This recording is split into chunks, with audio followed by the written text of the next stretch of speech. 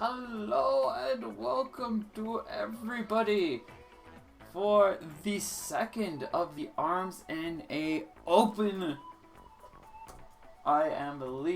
Joining me today, I have a special co-commentator joining me.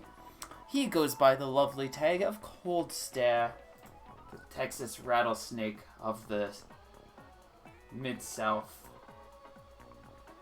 Yeah, something like that. Yeah. How's it going, everybody? Hi. I'm still a little worn out. I'm still waking up, but I'm doing okay. Nice. We're yeah, same here. here. Same here. We'll perk up here in a bit. Oh yeah. We're gonna have plenty of matches to help perk us up, as It's true. we've got 768 entrants. Not sure how many of them are gonna necessarily check in, but I'll definitely do my darnest to cover as many of these matches as possible. Yeah. Yeah, that's definitely pretty packed for sure. Absolutely. Indeed. And before we get things started, I will let you all know, as a lot of you might be newer to the ARM scene and community, there's a lovely list of events and other parts of the ARMS community going on in the top right corner. Things for Planet Scrapstar, things going on for other friends, tournament organizers, and streamers. Keep an eye on that top right corner, see what it has to offer, and if you want to see more of the scene, consider joining some of those groups. There you go. So, looks like we're still just finishing up the seating. I'll try to keep an eye out for when that begins. Nice. But beyond that, I think we are set to be nice, chill, ready to go. Hopefully all of you in Chatland are doing cool. Let's see, what are some fun names that we've got going on in here? We've got Alan Tracy, Owlflame is a known member of the scene, Jor, Papu Mates, Shantae is in here. Oh, I want to see. I can see Shantae making it pretty far. She is frustrating to play against. Oh yeah. No, yeah, they definitely know. They're very familiar about how to play Twin Tail for sure. Yeah. Advantages playing her, so I want to see that. A very exceptional zoner there. We've got Steelhead, of course, Alberto, Drift, Serp is in here, so we've got that brass stepping back in. Mario 119, Askew. We've got, looks like Mute Dog, Jaden. Scrolling down further, we've got Piper, Spenjo, Glitchy. Yeah, there's a lot of people in here, which is lots of people. Not surprising. We've got Cookies, we've got Landfrog, Arcfire. Yeah, lots of names. 768 people. We'll see how many of them checked in. Yeah, I saw Resolve tweeted that he's in too, so we're gonna get some of those, a lot of those heavy hitters for sure. There was a lot of interest in seeing him step in. Yeah. Yeah, absolutely. It's very cool to see. So, got quite a few new people in chat here, I noticed. Welcome. Indeed. Hello, friends. Looks like we do have the bracket set up and ready too, so I've quickly dove in, picked a match to see if they'd be interested in being streamed. We'll see how they reply, as this is not an official stream for Nintendo. I do not have authority over those options, that kind of control, so on and so forth. So we're kind of just picking things up as we can, as we go. And we'll just see how things go. There you go, yeah. I mean, that's the best way to do it, I'm sure. So, yeah, so far, I guess you're just waiting for these two to really respond, and then we can kind of go into who these players are. Indeed. Gotcha. And I've sent one message to one group. Let's hit up another group and see if there's another place that I could take a shot at that maybe will reply. You know what? Let's go here first, because I know at least one of these two might be down to be streamed. I know we got a lot to choose from. Yeah. Oh god, yeah. There's no way we're gonna be able to cover all of these. Like, I'll get what I can. A lot of it is up to the player's own decisions and needs. So I'm kind of catching things as I can, as I would, and we'll just roll from there. Indeed. I'm not sure if bracket has been officially started yet. Yeah, it hasn't. So Gotcha. I just see all of the players that are kind of lying around. I see. Yeah, I should go. Come to think of it, I should probably go check, open up my bracket too. That might be useful. All right. Versus, there it is. The account.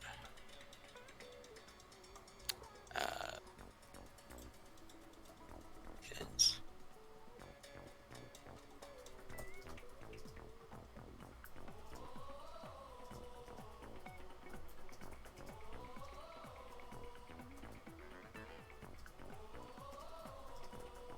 I'm checking in with another group. The first group has yet to have either party check-in, so that one is a complete mystery. But the other one has one player checked in, and maybe, hopefully, we can see that one going. There is also the very real possibility that we will not be able to catch anything in the first round. Indeed. As That's there's true. always the world where it's just one player checks in, neither player checks in. Well, they checked in before, but failed to do so again. Right. Yeah, people definitely pretty eager to get some. Let's start, with an official tournament like this. They want to really just, they're very eager to really get their matches started. Yeah. For sure. Well, some of them. Right. Yeah. I think I lost one of the ones that I was looking at.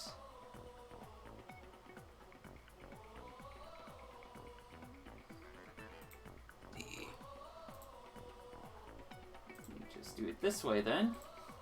As we get things going. Hopefully we can get things going soon. Yes. What do you... I don't know. I guess there's not really much of a question because there's so many people. It's a complete mystery. Right. Yeah. I'm only just going through all the matchups here right now.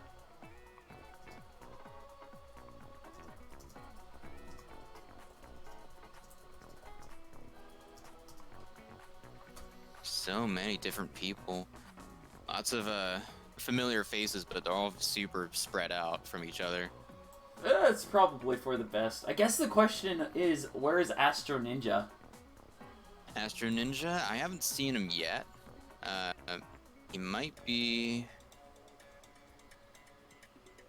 He wasn't in the last 3 brackets I checked, at least from what I skimmed. See if he's in the Max Brass bracket. I see Hess, Crow Cow, Vertical, Twin. Cold, would you be actually willing to help me out with the thing? So that I can hold this lobby in fort, would you be willing to be the friend code guinea pig? Sure. Yeah. Okay. I don't mind it. Absolutely. I'll keep an eye out on the notifs for now as I'm scanning through these. Okay. I will send you the code for these 2 players. I'm not sure what's going on with Cookies and hers, but... Oh, there's Cookies. Oh, nice. There she is. So, we got her in. We'll see if her opponent shows up.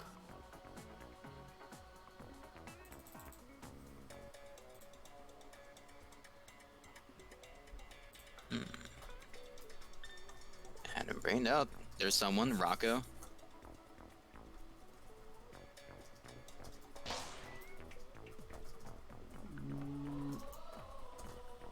Okay. Let's get this going. We've got Cookies in here. We've got Rocco.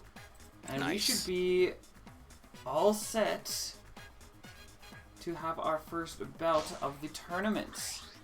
Cookies will be stepping in with Mechanica. Rocco will be heading in with Min Min. And we can finally begin. Indeed. The ARMS NA Open, August 2020. Yeah, of course, lots of people in the ARMS community very familiar with Cookies.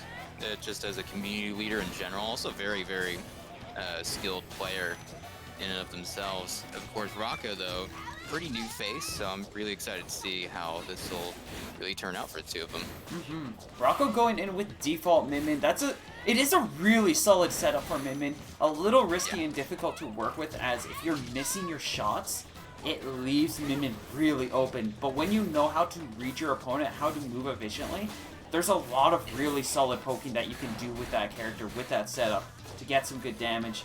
So far, though, Cookies is holding a very confident lead, utilizing the chill as well to get pokes, set up grab confirms, and just leading in a very hearty lead. Yeah, absolutely. She's got, so far, running off of full meter, but she's going to get that health decrease, though, that get those hits in. Rocco's not quite going to follow up the grab. He is going to get that uncharged ramp for that tiny bit of follow-up damage, though. And that damage is going to lead up for a chance to get that Dragon Arm charged up, too, which is helping them right now, as we are seeing some damage going on to Cookies. Yeah, absolutely. Really doing well with the punishes so far. Really making sure to punish every time she lands, but fortunately for Cookies, she's managed to find her way around that Megawatt to at least secure that last chill in. Indeed. Heading into the next round. And then we do see that Rocco actually has an additional custom change to that Ram Megawatt, as they're going to put... They don't have the Fire Dragon, but we do have a Burchuck set up, which means that Rocco might be trying to pull out some ice chains of their own. Cookie starting off strong with a quick rush, starting off with that health lead. But she's got to be careful of Rocco's rush now. And Rocco trying to utilize his pressure to get some damage and start bringing things back under their control. Yeah, very interesting set from Rocco. I was definitely expecting the full-on defaults, especially with, you know, Smash still having quite a bit of inspiration for, you know, a lot of people probably picking like default Min, but Burchuck and Megawatt I can see really working well. Very good defensive set, and yeah, like you mentioned, I'm sure the rush is going to be pretty exceptional. Oh! Catching that landing leg with an uncharged Megawatt. That's going to allow Rocco to get a little bit more tempo. They haven't used their rush yet. I'm not sure if they're able to find a good chance for it, but they are getting some good damage and have just a 25% health deficit, looking to try to take a little bit more ground. Cookies with another catch with that freeze. Rocco definitely struggling to respond to those freezes and what they really need to do to be able to break out of those chains. Yeah, it was an excellent grab from Cookies. And now Rocco, yeah, definitely just looking for an opportunity for that rush. Not gonna find it though. Definitely did not take the opportunity to use rush with that Megawatt. It's gonna be unfortunate. He'll be down one round here against Cookies in this best of 3. Indeed. Cookies now holding the advantage. If she takes another win in this match, she will be advancing further on in the bracket, and Rocco will be knocked out, as this is single elimination. Understandable, as we do have that 700 number for participants. Double elimination could take a while. Yeah, it's certainly pretty taxing on like players that haven't been involved in competitive before, just going in for so long, so I can definitely understand it. Regardless though, single elim, lots of players too, it's going to be pretty intense. I'm sure these two are feeling it too. Rocco going back with the Megawatt, with the Ram, has that Dragon Arm charged up and is actually doing some good damage, starting off with that health lead. But a lot of what we're seeing is Rocco does get these 1 or 2 trades, but Cookies just holds the neutral well enough overall and is just making better choice pokes, getting some light combos with that Chilla and following up with confirm for Rocco is getting those hits, but not necessarily landing the combos as efficiently. And it's giving Cookies a lot of control, especially when she's getting good reads, like catching that backflip right there. Absolutely. Yeah, you see Cookies has a way more of an advantage to catching Rocco in those aerial situations where he's trying to get some sort of opportunity from on high. Much easier for her to sort of to punish those than for Rocco on the other side. You see here Cookies with a really nice health lead, really just hanging on to Rush for right now, staying back, staying cool, collected. Gonna land that last little hot slap. Get that first round in there. Cookies now 1 point away, match point, looking to advance. Both starting off with Rush, could be pretty interesting. Rocco immediately gonna go for the charge arm, unsurprisingly. Going full in, but Cookies not wasting any time. Going full on, have 280. Gonna catch the lead as far as she can.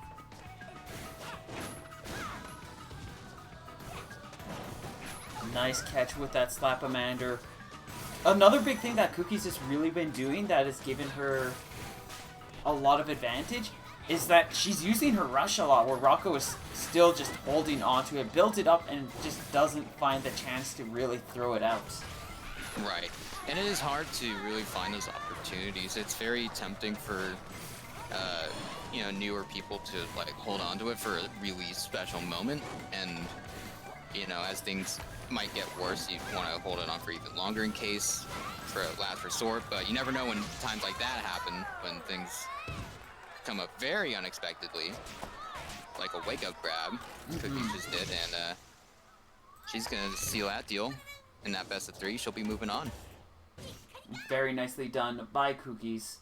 She, just like that, heading on a little bit further into the bracket, awaiting her next foe. Indeed. Which will be definitely someone. I realize I'm not in the bracket where Cookies is, so it's very hard to tell. I lost Cookies' match a little while ago, so shout out to her for helping make sure that she got things set up with her opponent and got her and them to join this lobby, because otherwise they would have been gone with the wind. I did have a backup one, but we don't need it. Yeah, that's fine. That's totally good. Yeah, Cookies is responsible, as we know. With that, we are going to be heading over to our next match. I see. Here we go. So Cookies will be moving on to round 2, facing off against either Owlflame or G Miniton. Ooh. Both pretty new faces too. Heading a little bit further in the bracket, we do have some other match results coming in, and it looks like we've got ourselves set up with Hess and Crocal. Two players. We're kind of sticking in the California region right now, if I'm not mistaken. Cookies down there, along with Crocal and also Hess. So we're 3 for 4, but very true. I have no issue with that, because California being one of the local bases for the ARMS community does really help out, and just making a lot of those players so solid and efficient in this game. Yeah, 100%. It's no surprise that they're showing up here in this bracket right now for that representing. Is yeah, they're showing up here. I'm really excited for this one. I think we're gonna see some cool matches. I don't think I've ever seen these two fight each other. No, I don't think so either. Yeah, so it'd be interesting. I know it's probably gonna be pretty really nice to see, since I'm sure they both practice against each other quite a lot. Indeed. The only downside to having these two face-offs so early does mean that we're already getting some team kills going on, some regional partnerships just quickly collapsing. And, you know, possibly, you know, there's pretty high-level players that are, you know, getting knocked out pretty early, too, with that in mind. But regardless, that just means we get to see some pretty good matches early, which I don't really mind either.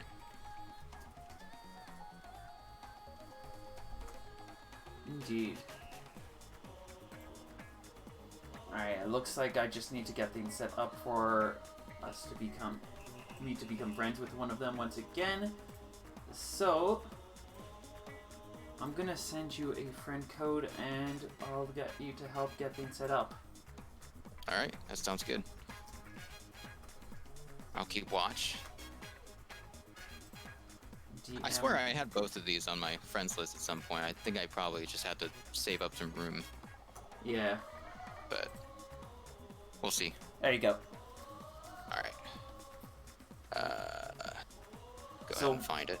While Cold is doing that, I will talk about the players for a little bit.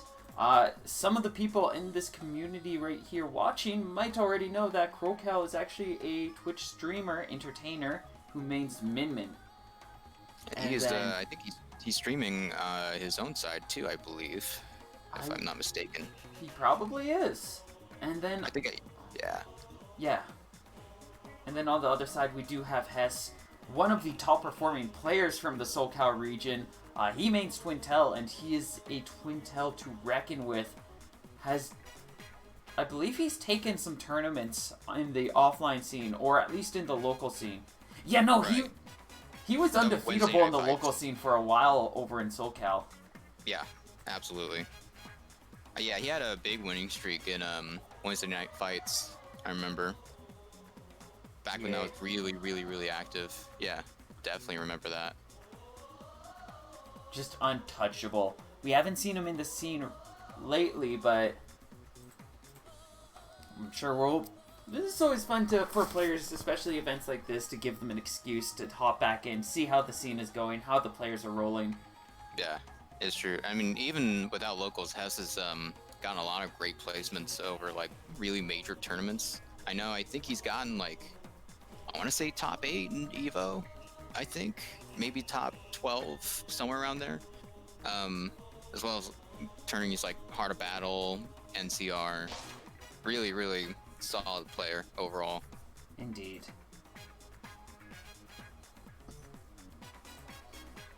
And then Crocal, I don't think he has any notable results, but he's just a solid Min player. He knows what he's doing. Right. He's got good pressure, good tempo. Yeah, I don't see him play too often though. Yeah, I know he was only really active from the local scene, from what I could tell. Just going to Wednesday night fights every once in a while. I know you do pretty well in those too. So I don't think it's going to be super far off. I think these two are going to be pretty close to each other relatively in terms of skill. Indeed. Both are here, both are all set and ready, so we just need them to hop into the ring. Crocal got 7th at Heart of Battle. That's right, he was at Heart of Battle. Don't think so. Remember that. Yeah. I remember Heart of Battle. Like, I think it was me and... No, he might have got top 8. I don't remember too well. That was a really long time ago, so I'll take fault on that. It looks like Hess is not going his Twintel, though. We are stepping it up with Coil. And what a Coil loadout as well. This is full meta. There you go. That's the set you use when you play Coil, is you go Fun Chuck and you go Toaster or Roaster. That usually doesn't go too wrong for you. Either that or you just go 2 gloves and you just run through Rampant. This is definitely a solid loadout. It will give him a lot of good boxing potential. Lots of solid confirms and just a lot of coverage with these arms as well. I absolutely agree. Crocal, on the other hand, a very interesting set. Right, Chakram and Commander going both, double curve, which you don't see too often with people fighting against Coil. I could see this working out pretty well. Chakram usually is one of the best arms against Coil, especially large girth Chakrams. But that Mander, the way that can follow up, I want to see how that could go. Because that would be, I feel like it could be pretty difficult, like with a rush. Oh, but a nice response from Hess. Crow just not able to line up the shot well. Hess safely blocking as a result. And tried to go for a really nice pressure play, but Hess just had the rush ready, and he was like, I'm just going to take this point. You can't stop me. Yeah, Hess definitely prioritizing the rush building from Coil, which is going to be hard for Crocal to try to step up on, try to get at the same level as him. Yeah, Dr. Quill just generates rush so quickly, having a third arm to throw out. Just having her movement be so incorporated into her attack patterns and constantly being able to charge while dashing about really gives Hess great opportunities to generate this rush. Ooh. Like, he even got that rush to come out before Crow had his, and he used his already sooner, so he's thrown out 2 rushes before Crow's had a single one. That said, nice punish from Crocal, allowing him to keep this field even, and an excellent rush confirmed too. We get 325 damage. Yeah, that's not an easy hit confirm to get, especially with the set that Crocal's rocking right now. So that was really nice. Goyle is also able to recover more quickly against hit confirms like that than really most other characters. So definitely pretty skilled play there. Of course, Hess is going to get that clear opening.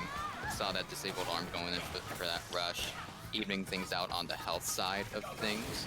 Indeed. Rush just constantly coming in. Oh, and Crow finds the grab confirm. Will keep things fighting as he balances the score 1 apiece in this first set. Decided just take that. Chakram coming in low. Both players going to stick with their same stuff. Crocal setting the pace a bit with that charge Mander.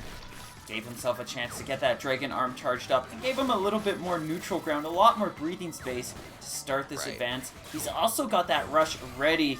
Nice dodge, safe choice to block here.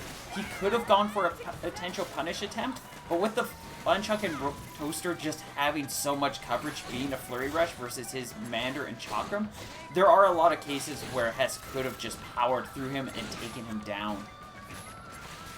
Yeah, for sure. Absolutely. Right now, Crocal trying to find a way to build up some pressure. But Hess keeping back in time for a second rush. 200 damage. Now he's just going to stay back for now, not letting Crocal build up any sort of opportunity getting close. He is giving Crow that chance to get that Dragon Arm by keeping this distance. But if Crocal can't properly pressure, if he can't get close enough to Hess to really utilize that close range Chakram, it's not really doing much. He does get 70 and a shield break off of that, but Hess still has a huge lead.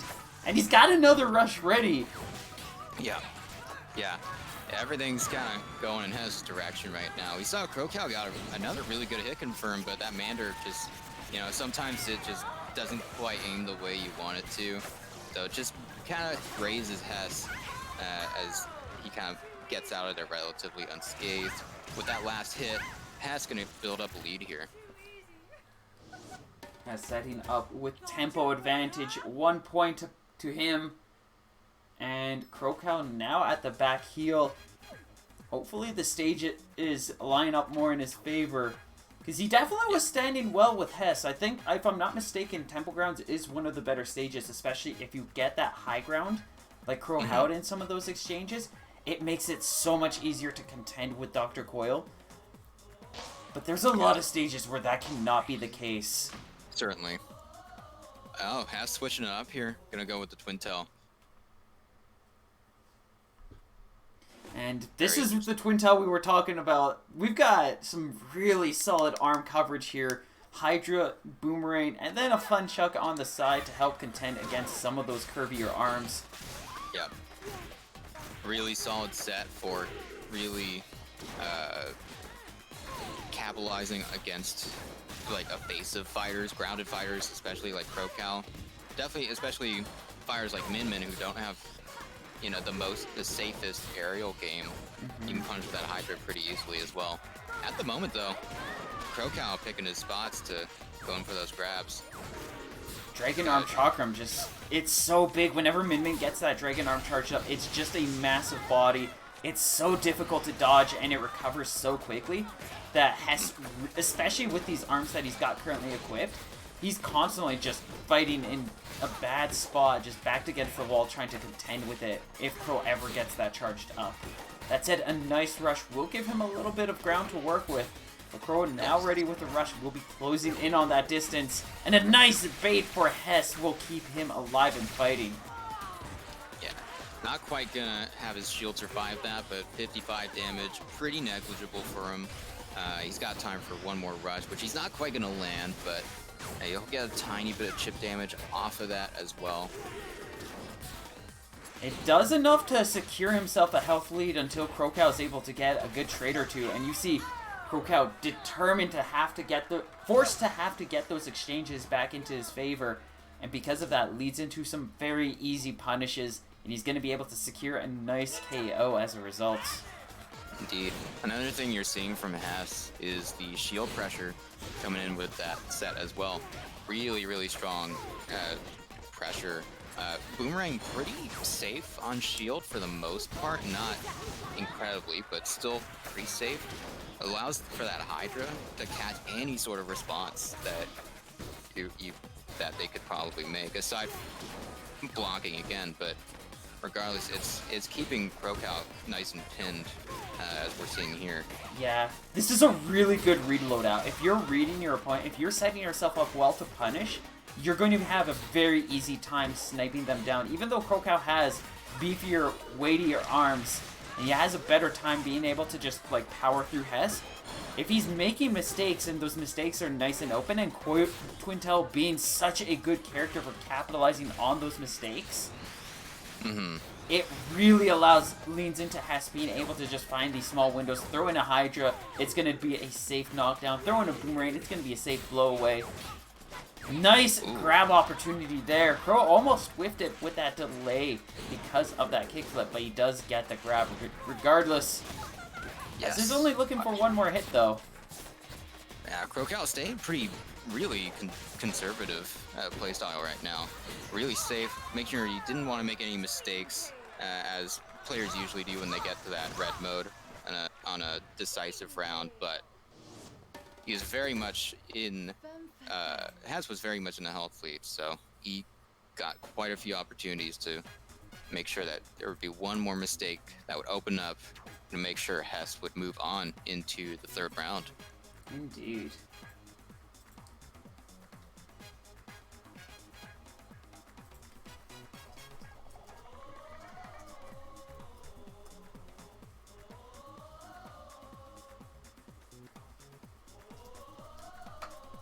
And with that, that means that Hess will be advancing.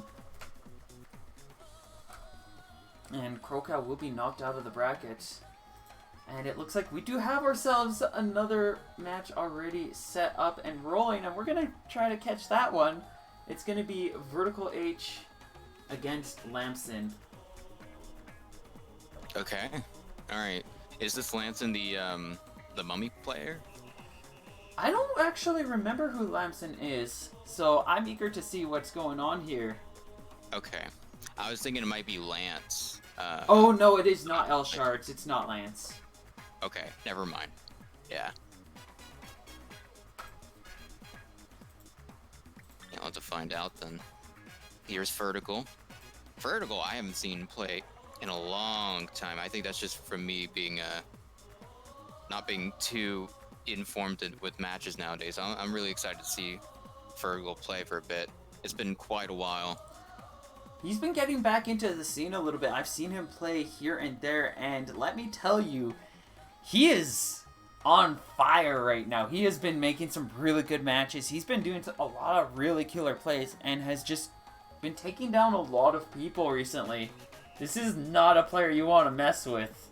And I'm guessing Lamson's going to have a run for his money against this Springman. Yeah, no, that definitely doesn't surprise me one bit. I'm really interested to see how this will go. Oh, Lamson, I see. And it looks like it is a Misango that will be stepping into the ring to face off. I'm curious to see how Lamson is going to be rolling out. He got 5th in Smash and Splash March. Very nice. Oh, you're talking about Vert. Yes. We do have a nice loadout, too, coming in from Lamson. We've got Roaster, Glusher, lots of nice coverage. Vert going in with his own Fire Poison with the Scully and Toaster. Yeah, pretty nice set from Lamson for sure. Glusher, generally really good against Springman. Not generally as good as Nades, per se, just because the explosion's not quite as big. to really cover the deflect, but it's definitely still puts Spring on edge quite a bit. Regardless though, Vertical really wasting no time to just get in and do damage, already putting Lamson in the red with that rush. And he's just continuing this pressure, this chase. This is definitely a very advantaged round for Vertical, who's just keeping this chase going. Lamson going in with the blue mask now. I definitely like this choice, especially with that low health. He's looking to be able to dodge a little bit more efficiently. But Vertical is just going to call out that dash, take the mask away. Lamson, nice catch, gives himself a little bit more breathing room, but it's to no avail, as one more Scully poke will set Vertical in advantage. Yeah, wonderful reads from Vertical. Yeah, I do like the blue mask pick from Lamson also, but again, tricky thing about Masango, picking the mask you want at the right time, at the right moment is definitely easier said than done. So, and especially against fighting someone as aggressive as Vertical. Yeah, so this could be a bit of a challenge. Especially against Vertical. A lot of it too is just like when your opponent knows the matchup, they know when to start poking and chasing. If they recognize that you're interested in a mask, you're probably going to see them quickly start charging in at that moment. Once you've whiffed that chance, then they'll just back up and be like, alright, you get some breathing room now that you don't have that mask. And we'll just wait until you get close to that mask again. Or you could just be like Vertical, who, like you said, going and just chasing and gunning out a nice bait from that rush, utilizing his deflect. He's looking for the kill now. Gonna throw it out, and that will be it. That will not be it. Not be it. Magic Pixel for Lamson. Doesn't want to get one more hit. Regardless, though, he's gonna get that hit anyway. That tiny Scully is going to do it, make the difference, and will give Vertical that lead. Indeed.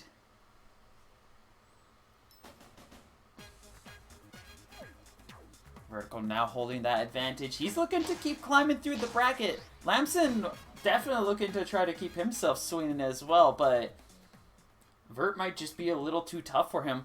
Having a more open stage, though, this could be what Lamson's looking for. Gives him a little bit more room to be able to plan things out, adjust his course, find his aim. It'll definitely help him a lot. It'll definitely really help against this Vertical set in particular with a Toaster and Scully. I think part of why this worked so well for Vertical is the stage really didn't let Lamson give much time to breathe with the amount of sort of horizontal space that he had with that aim range. But considering the restrictions on how far you can aim Toaster and Scully in a stage like this could be a little more beneficial for Lamson, I can see. Not going to be beneficial enough right now, though, as Vert is just keeping up this chase, and even with that yellow mask, Vert built up rush faster and was able to secure a solid knockdown, as Lamson just at 10% health. Any charged hit, any good grab will be the knockout. It's only like an uncharged poke or the Scully that will really keep Lamson fighting. Indeed. I'm really liking the evasion from Lamson, but at the same time he is chumping a little bit more than really the Scully is kind of really allowing. Because the Scully is doing a great job right now of just punishing that landing super well, in addition to really just those grab reads as well, just really doing a lot to hamper his evasion. Yeah, something that you're seeing a lot, as you just said, to elaborate on that a little bit more, is Lamson isn't using his jump as an additional resource, he's just using it as natural movement. Which can work in certain circumstances, but against a lot of players, against a lot of matchups, it can be very detrimental because you still have that landing leg, you don't immediately recover, you don't get back on your feet instantly, which means if your opponent's planning things out, if they see where you're going, they'll just punish you outright, secure a nice rush, get 255 damage, and just keep this chase going as Lamson keeps using that jump as an option and just uses up his resources immediately. And then Vertical just capitalizing on that. Yeah, absolutely. Vertical's Scully use absolutely is just not giving him any time to really breathe, and he's making him jump like that, giving him moments like that off the grab. And of course, Vertical very, very slyly gonna move out of the way through that Glusher for one more quick Scully. And that's going to be Vertical's win pretty decisively. Oh, very confident win there. And will allow him to advance further in. Let me see if I can find another... I'm losing track of myself in this maze of just various groups and lobbies. Mm-hmm. There's a couple of good ones that I know of already that I kind of want to pick those, but I think we'll leave it aside. Let's see how this one is going. I'm guessing they're both midway in. Actually, maybe we can stream them. I think we'll leave them aside. I see. Alright. Let me see if I can catch Vertical's bracket, see where he's at.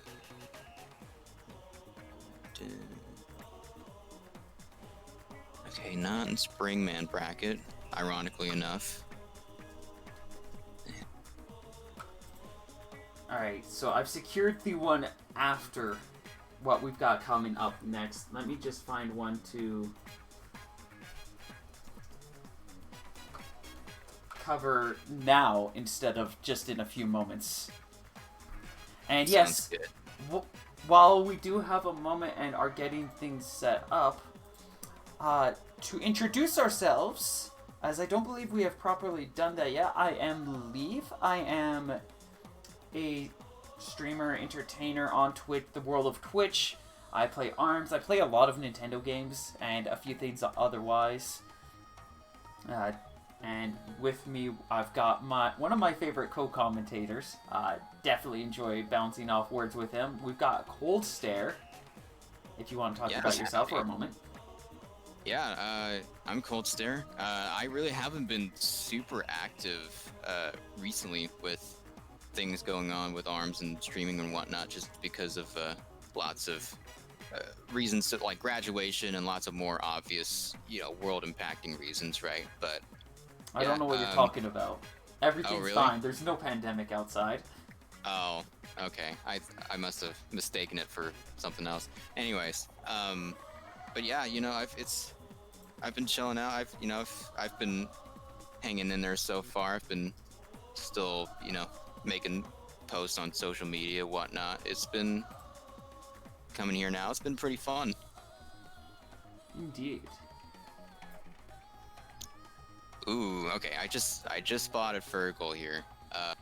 So Fergal moving on into, what is it here? Round 4, and he's gonna fight off against either Twin or Shantae. So. Oh, that could be a really good one. Yeah, that could be really intense. Unfortunately, I'm only one person, and there's a lot of other sizzling matches going around. I think the next one I'm going to catch is Gillyboat's next bout. Alright. Yeah, that sounds good. Go with that. Let's see if I can find him. And then, but what we're doing right now is we are playing Mystery Man Bro versus Endgamer 0. Ooh, alright. Alright. Ready for that. Gotta spotlight some of the other players that we don't generally see in the scene as well, especially once we're getting up to these higher levels. There's gotta be some impressive stuff going on with them. And I'd love to see what's going through, what kind of strategies and plays they've got going about. Yeah, really. Yeah, that's very true.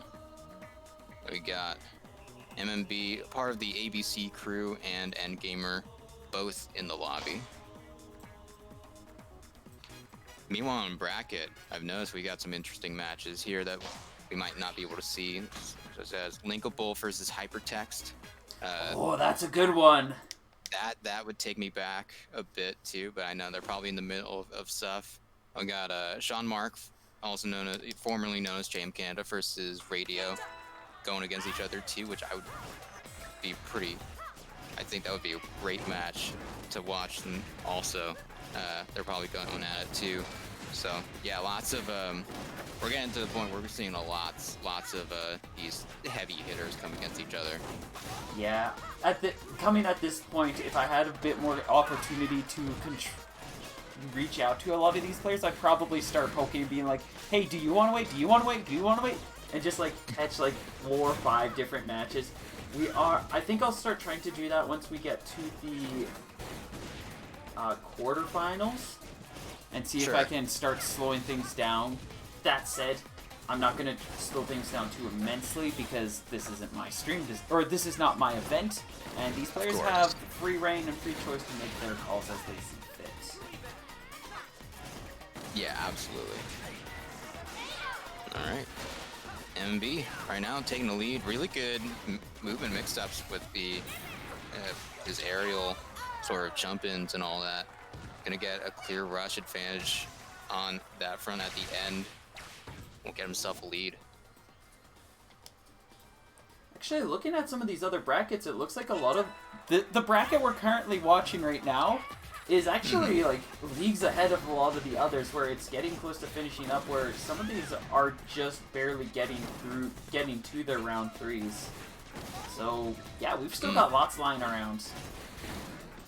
Alright, yeah, that sounds pretty interesting. I definitely want to see some more from the other brackets too.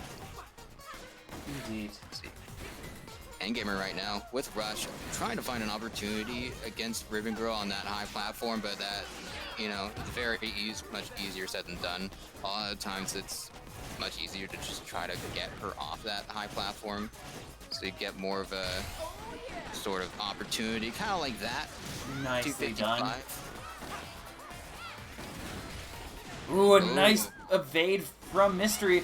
And Zero not bringing out the shield, expecting that he was safe to line up another shot, but ends up getting punished by the Toasters. Yes, indeed. Right now, MMB, once again in the lead, picking out their shots as they need to. Endgamer being a little more cautious with his decision-making. Of course, MMB, really good job at picking his spot in between those deflects to land those Toasters. And they're going to take that win. A very confident win for Mystery Man. Setting up a nice advantage. Para and Hanukkah is coming up. That would be a really nice one to stream. Where is that? I don't know. I think Para is in the Min bracket. He's in Min? Yeah, I believe so. Okay. I do have another match already lined up, but I can try to put that one on pause.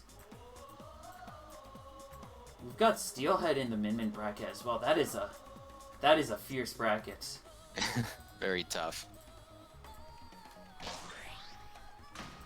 Yeah, I do see both of them here over at 119 in that little area.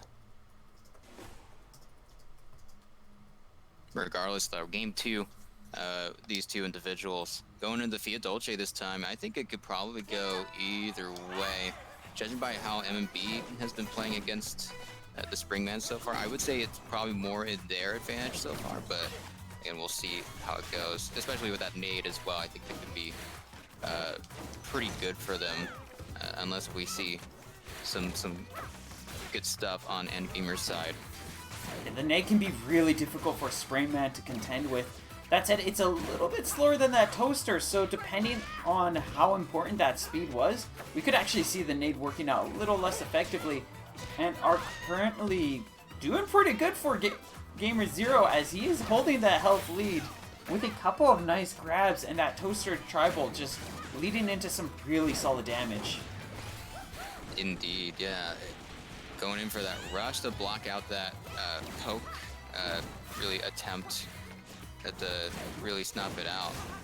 Right now, Endgamer looking pretty good, staying nice and chill over at that little divot at the end of the stage. But right now, though, that kind of gives MMB the opportunity to plant those nades, and if he does a good enough job with the conversion, that could do it, but he's not going to pick up on with that nade.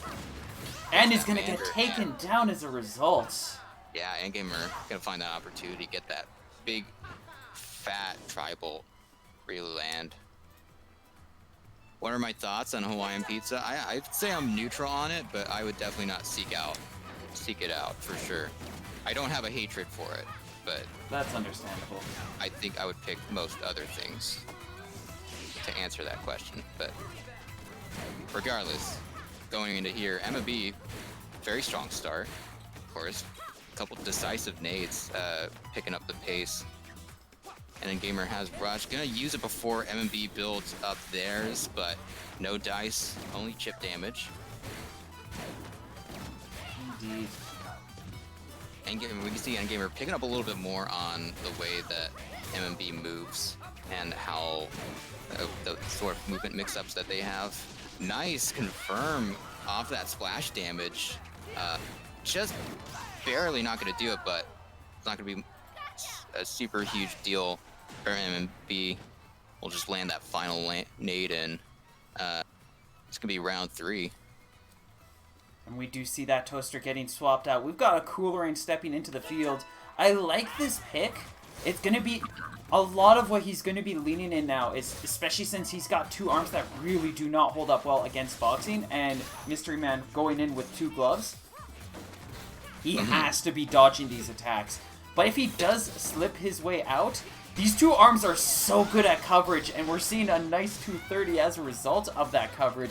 Just nice horizontal movement with that Coolerang. And then the Tribal pretty much just neutralizes any other option that Mystery Man really has. Nice freeze. He's going to go for the grab, but that's going to lead into a nice rush punish. Yes. Really good. Yeah, so far, Endgamer are doing really well with keeping the evasion and deflect and using those 2 in tandem to keep those arms at bay while just kind of picking out you know, these 2 arms, how the ways that he can punish, which has been really effective so far. Oh, and the grab is gonna come in, and we'll be balancing the score. Yeah, that was very nice. Good comeback by Endgame. We're gonna even up here 1-1.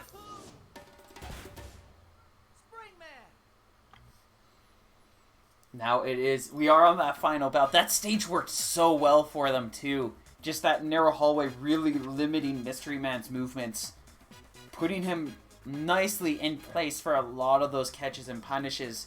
But we are going to a brand new place. Anything is possible. We could be heading straight back there, or we might be setting ourselves up for something a little more open, like Mausoleum. Indeed. We're going straight back. Okay, wow. And switching over to the coil, which, you know, not a bad idea. Oh, look, it's a metal out. Sometimes you just gotta counterpick the coil. That's what you gotta do. Full on roasters, you know, I can't blame it either. You can't blame him. Coil is good. Meta is good. I was actually playing this loadout just a few moments ago. It looks ridiculous. Just 3 different kinds of gloves. But Coil is so good with gloves that it's understandable why you pick any of them. And then it's just which glove is going to be the best for the matchup, for the occasion. Yeah, you really can't go wrong. And this is pretty smart too, because it really doesn't... It makes Endgamer's Coolerang set a lot less effective. Curve arms, unless if they're really big, they're usually not going to do too great against Coil and the movement that she has. So he kind of just has to stick with what he has been going with so far, with that Tri-Bolt and Toaster. So far though, MMB, you know, of course, has a really good boxing advantage here, and he's trying to make sure that they stay pretty smothered. That said, that Tribal is being very pesky and has constantly caused a lot of good snipe downs. Mystery Man will be able to secure that first point, getting match advantage with the Coil, but I could definitely see Endgamer finding his way around. That Tribal was just leading so many good hits, and if he gets that chip Coolerang to be able to lead into freezes as well, we could see a lot of mix-ups rolling in here. Yeah, it seems like he's going to go back to the Coolerang, which is totally understandable. It could work if, you know, of course, if they have MMB up in the, you know, up in the far end of the stage, where she doesn't have much room to really go back and forth. But I think for the most part, it's going to be really hard to get guided around to her direction. Good rush there, 300. Definitely securing a good lead. Endgamer trying to find some results, some response. That is going to be a safe block. Yes. Yeah. And the grab to finish things right off. MB recognizing that Endgamers used up all their resources on that last sort of attempt to get even things up with that rush, and just went full in on that sort of grab, and he's going to go ahead and take it 2-1 so far, and they'll be moving on into the next round. Indeed. Nicely played from Mystery Man. Excellent choice to equip the coil there, especially since we did end up going straight back.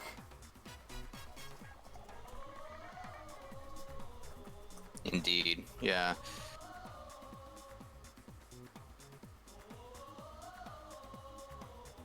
Yeah, Endgamer moving on wherever they are at in the bracket.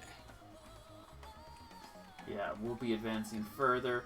Unfortunately, it looks like Gilly's match had to start now, so we will not be waiting on that one. Ah, I gotcha. Which means we might be diving straight over to Hanukkah versus Para. All right, that sounds good. I think that's a good backup, I would say. It's a good emergency match when you don't, I don't know, really have anything else to do. You know, Yes. Hanukkah and Para. Yeah, I don't think you could necessarily go wrong with that. It's okay, I guess. We'll take it. Yeah. Para being well known by the ARMS community as one of the most dominant and just efficient players in the scene, having a complete mastery over boxing exchanges and neutral.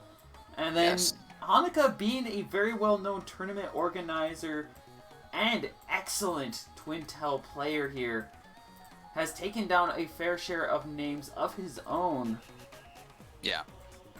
I know Hanukkah has been very consistent on sort of that grind of just really learning how to improve in ARMS and how to really just get sort of the little nuances of it sort of down to, past the level that he's already at, which is really, really high level player. Very evasive and pretty, with a lot of clutch moments where makes a lot of very quick decisions in the moment.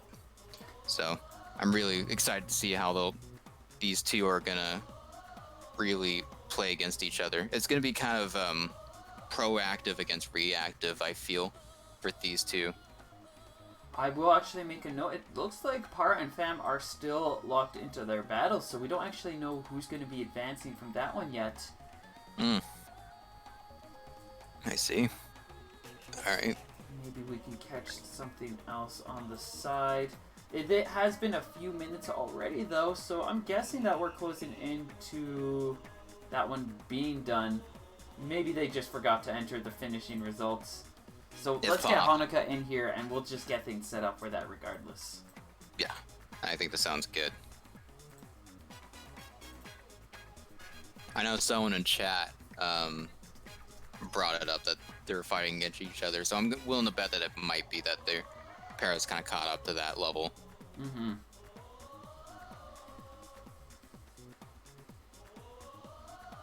Keeps DCing from the match. That is unfortunate. I see. Oh, I see. I see. Alright, so maybe it's better for us to catch something else.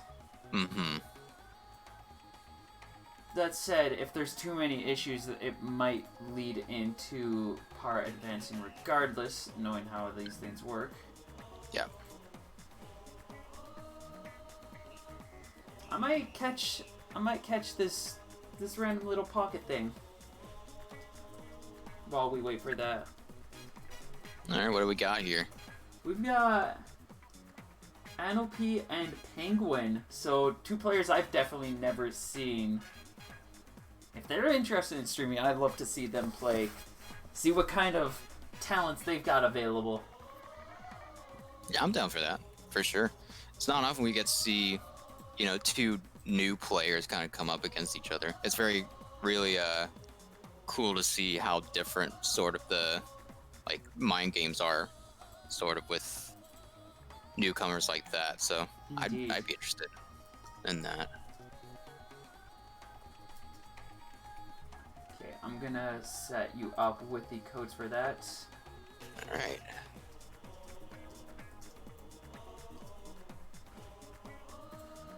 There's the first friend code.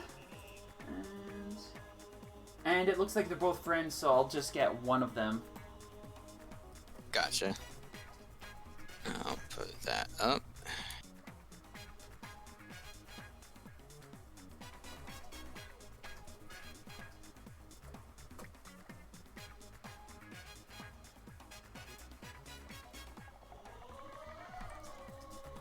And I'll get things set up here.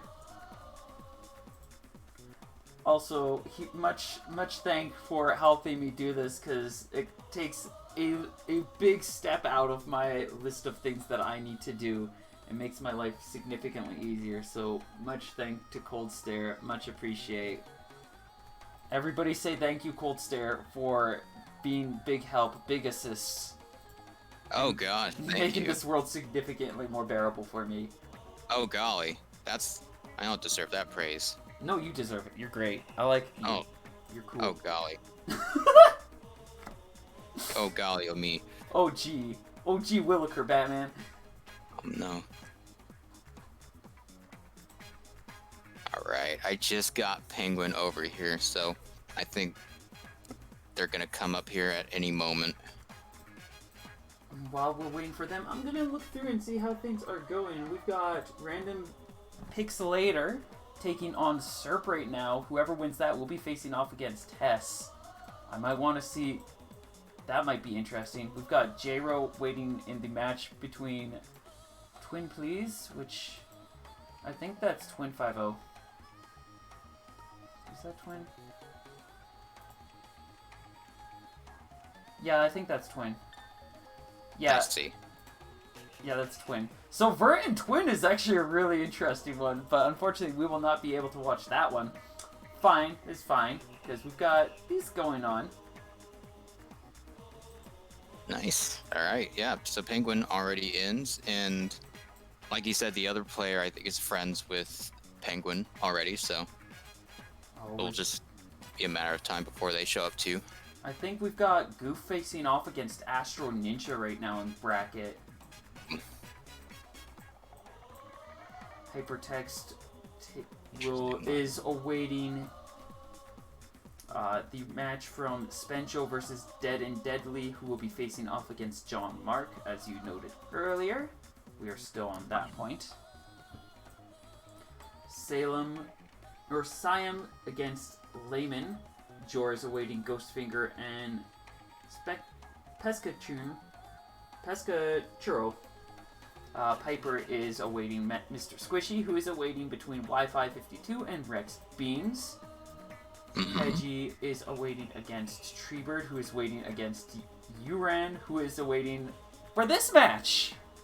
Wow. Interesting. I see Adam Brain, I think, is fighting against what looks like Heavy Roadie, I think. I think that's Hebero wouldn't be in this, because this is specifically for North American, so it might be somebody else. I see kanji, so I mean, it seemed like I recognize a little U kanji as something Heavy has, but it might be someone else. I'm guessing it's somebody in North America who utilized that naming font style. Yeah, most likely. Lion Frog awaiting Frankus. Neru is currently awaiting TC, who is awaiting Asian Boy, who is awaiting RXNM, who is awaiting Rookspin versus Fig Newton. So yeah, there's a couple of bouts that are like very far back. I see another one already where Racket and Speedy 119 have yet to begin their bouts. They've got a whole chain. Jellypop versus Loser. SQ is awaiting Zombie from ABC, who's waiting Henry, who is awaiting Moss Fett versus... Yeah, there's a lot of matches that are like chilling and a little ways back. Yeah. I see there's one, Hess is waiting for the match right before him, which is Serp and Random Pixelator. could be pretty interesting there too. Chiro waiting for either Vertical or Twin, who are currently fighting it out right now. Twin currently has a 1-point lead so far in that one. Indeed. Just waiting on Anopy to join up, and then we should be set to go. Yeah, there's definitely a lot of points where it's just like we are slowly chugging along, and then a lot of other places where it's just been like a huge explosive burst of participation and just running through their bracket. Yeah. And a lot of people are starting to get to points where we're a little more in that waiting state. Right, absolutely. God, the Max Brass bracket is looking really, really scary. I'm thinking about who's gonna come out of that, and gosh, those are gonna be some tight matches. Mm-hmm. What players are you seeing right there? Well, I see Sean Mark over there. Will make it up. I also see Hypertext, and I do believe Goof is also there. And on the other side, we have Vertical, Chiro, Hess, Serp. Yeah, that's getting to be pretty much a monster bracket in that later phase. Yeah.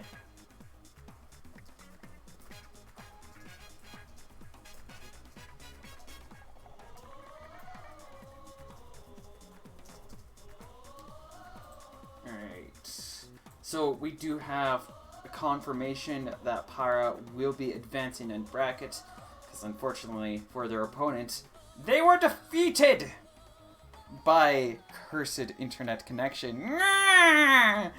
The common enemy of the people. Cursed internet connection issues. Yes.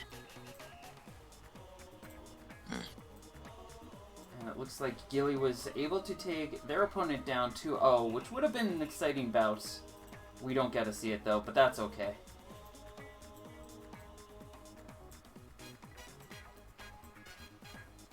Yeah, that's quite alright. Okay, I definitely need to be keeping an eye on this.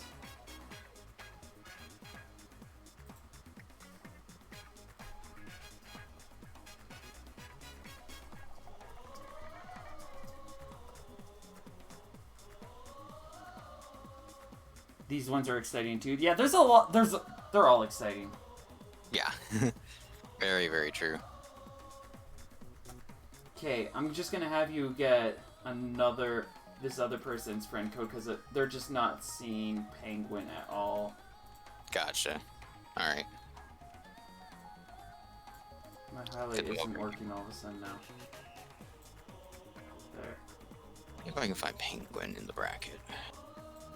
In the meantime, Okay, I'll just punch you in the code.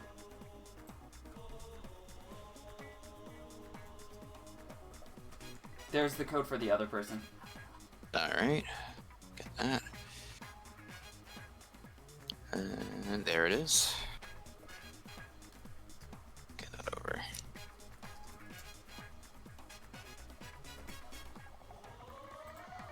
Okay.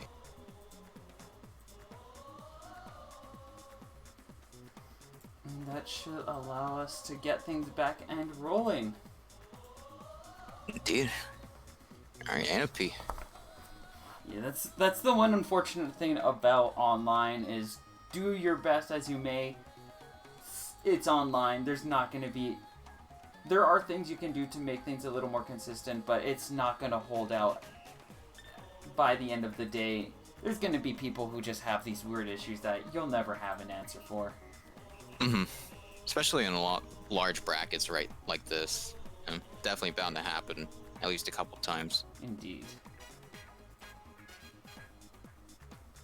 And then there's other cases where people just forget after they've checked in, and they're just like, wait, oh yeah, I was in a tournament. And they check on it 2 hours later, and they're like, I missed it. Oh, yes. I missed! Yes, yes, indeed. That's happened to me before. I can understand that. That's happened to me offline, actually. at a venue. So I can absolutely understand that happening just in your home. Yeah. There we go. We've done it! We All fiddled the right. riddle, and we are going to be diving right in. We've got a Lollipop mirror match coming right to you. Lollipop, of course, very popular character. So this is pretty. I guess it could have been as expected. You'll get a Lollipop Ditto at this point. I'm excited to see. Are we gonna get a double Fun Chuck Ditto? Oh, we are. That would be so exciting, but unfortunately not. We are not getting the full mirror. Penguin going in double Fun Chuck.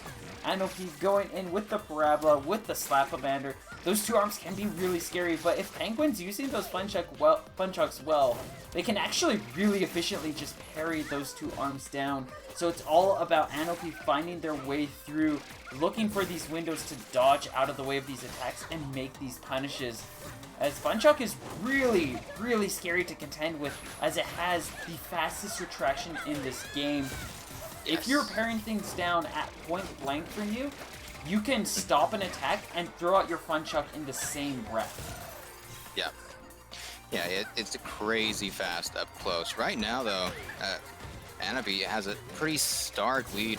Has been evading these Fun Chucks really, really well. Penguin really not quite doing the boxing strategy we usually see from double Fun Chuck, which is kind of allowing Anabi to roam with that evasion on top of the sort of arms that really fast grab sort of arms that they have, so to really get away with a lot. That's the Slap-O-Mander having one of the fastest grab extensions in this game, and Parabola being pretty fast in its own right means that Anopi just really fast in throwing out those grabs, and just a lot of coverage with that Parabola and Slap-O-Mander just reaching around many of these pokes. 7 seconds left on the clock, and it looks like, yeah, this is definitely Penguins to win.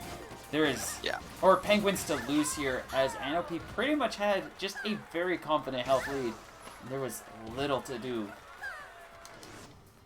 Yeah, absolutely. I'm going to see Penguin switching off the double Fun Chuck strategy in terms for a double slap, potentially. And we're going to see Anabi with double Parabola, which is something you don't usually see. We are going full in on the doubles here. Completely invested. Penguin now has the fastest grab in this game. Anopi has a wide coverage and a pretty scary rush to boot. Yeah, it's going to be really, really interesting interactions here. We're going to see a lot of sort of proactive movements from Anopi. Of course, that rush, very easy to forget the Parabola rush, so fast, and pretty good homing on its own right as well. Could be really easy to catch someone as evasive as Penguin. Now comes this rush. That Mander just significantly more difficult to connect with, and as a result, you saw Penguin just completely whip it out too. Anopi is slowly building up more and more of a lead as a result. And again, another catch with that rush, 350 damage. We're just looking for one more poke for Anopi to be able to take this. Tries to go for the grab, but it's going to be a Parabola sliding by to take the point. Yeah, excellent reaction from Anopi to go for that grab, have Penguin react to it, and then follow up with that little 1-2. Very, very nice. Indeed. Nice choices, nice options, and good counters going in there, setting Anopi up with a very confident lead.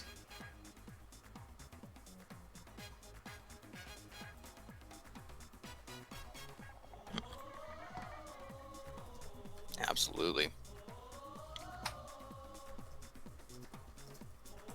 And Penguin has hopped out. I'm going to see if I can get Penguin back in, unless they have resigned here. Yeah, it could be definitely either one of those things. It could be miscommunication and just interpreting it as best of 3, as in that was it, or it's probably that, because I know a lot of players, especially at the newer point, they're like, oh, that was the best of 3. It's like, no, that was the one set. You got another chance. Yeah, I actually, looking over it the night before the rules, I actually had to deal with like a double check myself to see if it was just that or if it was like a best of 3 set. Because the distinction between like rounds and games is a little hard to make, but It can yeah. be difficult to interpret well. We're going over here, keeping true to the doubles. We get it!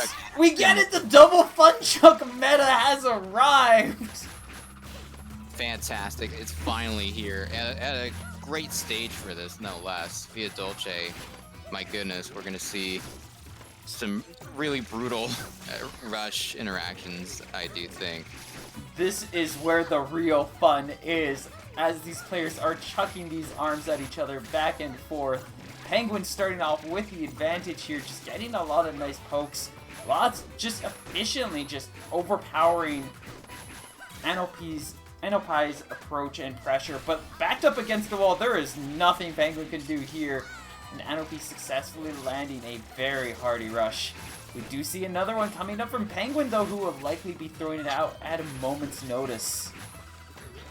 Right now, yeah, I'm really impressed by Anopy really being able to deflect those Funchucks up close to them and making use of that retraction right now. I think it definitely is doing a good job of that against what Penguin has thrown out. Of course, Penguin, though, great offense, found a great job time for that rush and doing a ton of damage. Wanted to seal out more in that up in that close range, but Anopy gonna find an opportunity to get that little poke in. Oh, that grab! Just mashing that parry button, knocking down as many Funchucks as possible. But if you don't have your timing right, you will end up throwing a grab as a result. And it can lead into your opponent getting an easy punish. And we do have ourselves the hard counter to the double Funchuck meta stepping into the ring. That is a single Funchuck. Yes, a single Funchuck and one Parabola. Any other arm. Just having that arm that's meant to go in for the pokes and damage, and then keeping that Funchuck as a nice little counterpoint to be able to parry down your opponent's double Funchucks. It does some real wonders. And I've even had some matches where, with just that single Funchuck, you can overpower your opponent's double. Yeah, that is very true. It is a lot easier to prioritize just one as sort of your pairing arm, and then you have the other just kind of go in for that more of those pokes and offense. Nice dodge. Sure. Yeah, really nice. Parabola doing good work so far.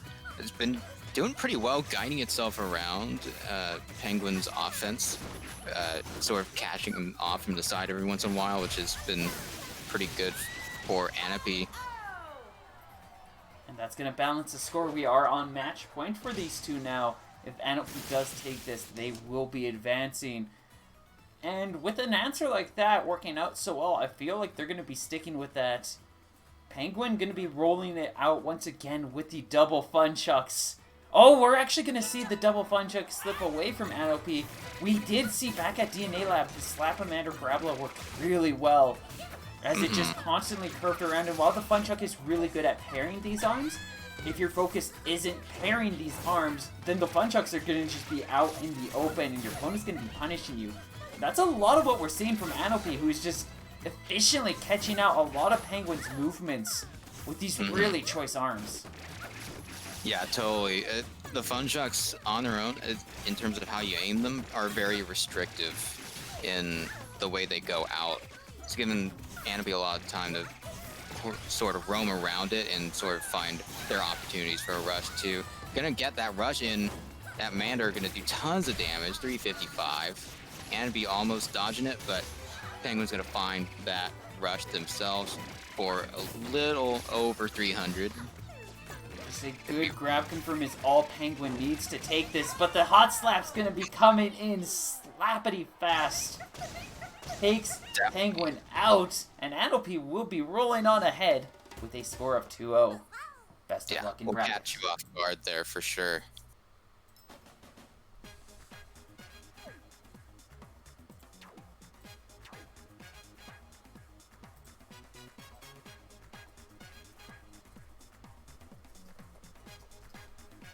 Very nice, good job to both players. Yeah. Very, very excellent plays from both of them. That means that we do have that finished up. which means we can now head over to Hanukkah versus Para. All right. I believe this is the quarterfinal match.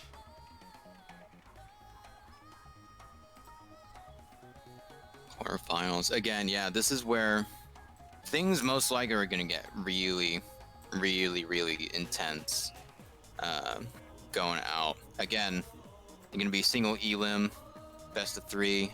You're going up against players that you know have been playing for such a long time. And you know, if you lose this set, you're pretty much just out in this sort of official, you know, Nintendo bracket. It's going to be pretty tense for sure. Yeah. So I think we'll see some really interesting plays from these two that we probably don't usually get to see them sort of pull off. Indeed. Oh, I'm realizing how much more I'm still learning things with Battlefield. I'm just realizing how much more control I have in some of these situations. So I'm just gonna set up full screen of all of them, so I can actually efficiently keep an eye on all of these things going on. It's Ribbon Girl, so we'll get a full screen of Express, Min Min, and Spring Man. It's a good idea. And then now I don't have to click around nearly as much. Oh boy, one side Serp versus Twinned. I guess they're currently going at it. That's a matchup that's been that showed up in online quite a few times. I remember I think last year. So I'm sure that's gonna be awfully close. Yeah, they are currently locked into their match. Can definitely confirm. We missed our shot there, which is fine. Unfortunate, but fine. Yeah, absolutely.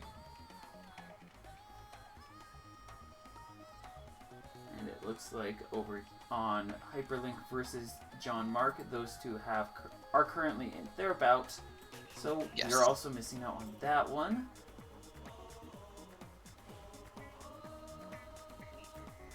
Goof going 0-2 against Big Hog. Yeah, that was definitely Astro then, and that's Astro for you. Yeah, that is true. It will be that way.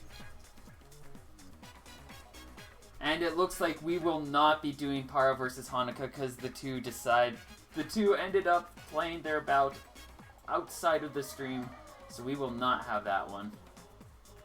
All right. That is big. Fair enough.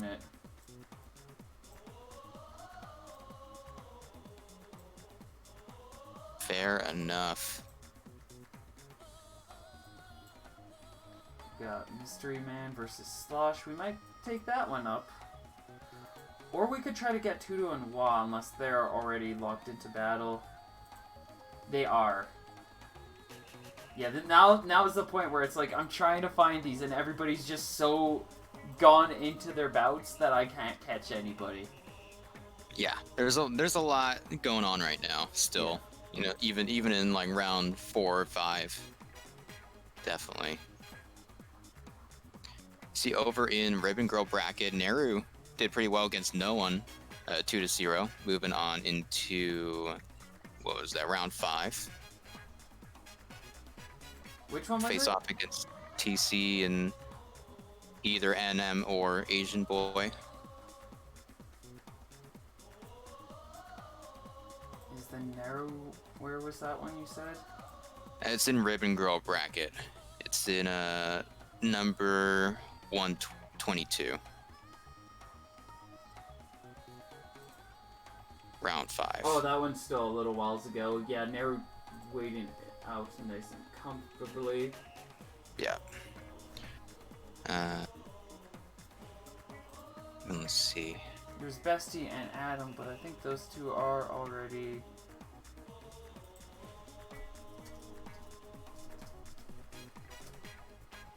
Let me see if I can catch them. Yeah. I'll keep searching.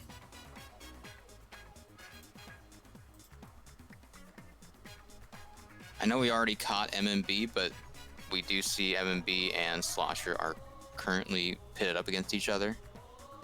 could get that if they haven't started yet. They have started. I see. Okay.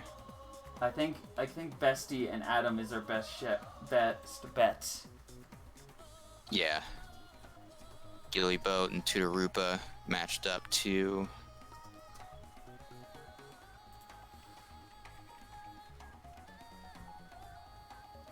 And I can confirm that I am successfully able to catch this one. So, with that, we will be heading over to Bestie versus Adam. Okay. Excited to see it. What is this, round 4?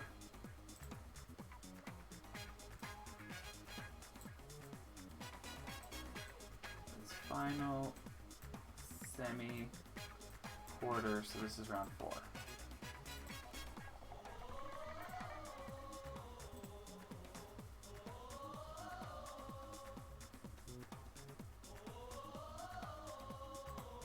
And let me get that set up then. All right. Huzzah! We have a match!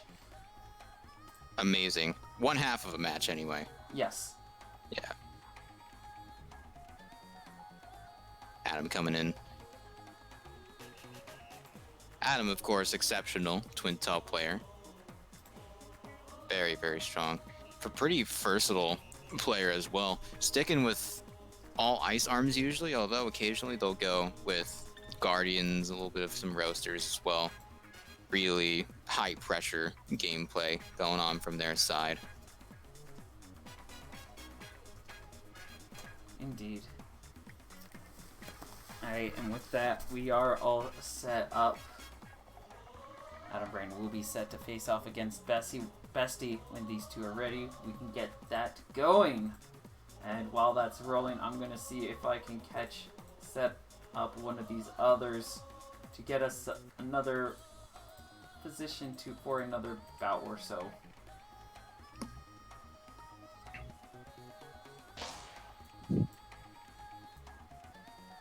We've got Landfrog versus Springman. Oh my. That sounds very entertaining. We've got Springman. My gosh.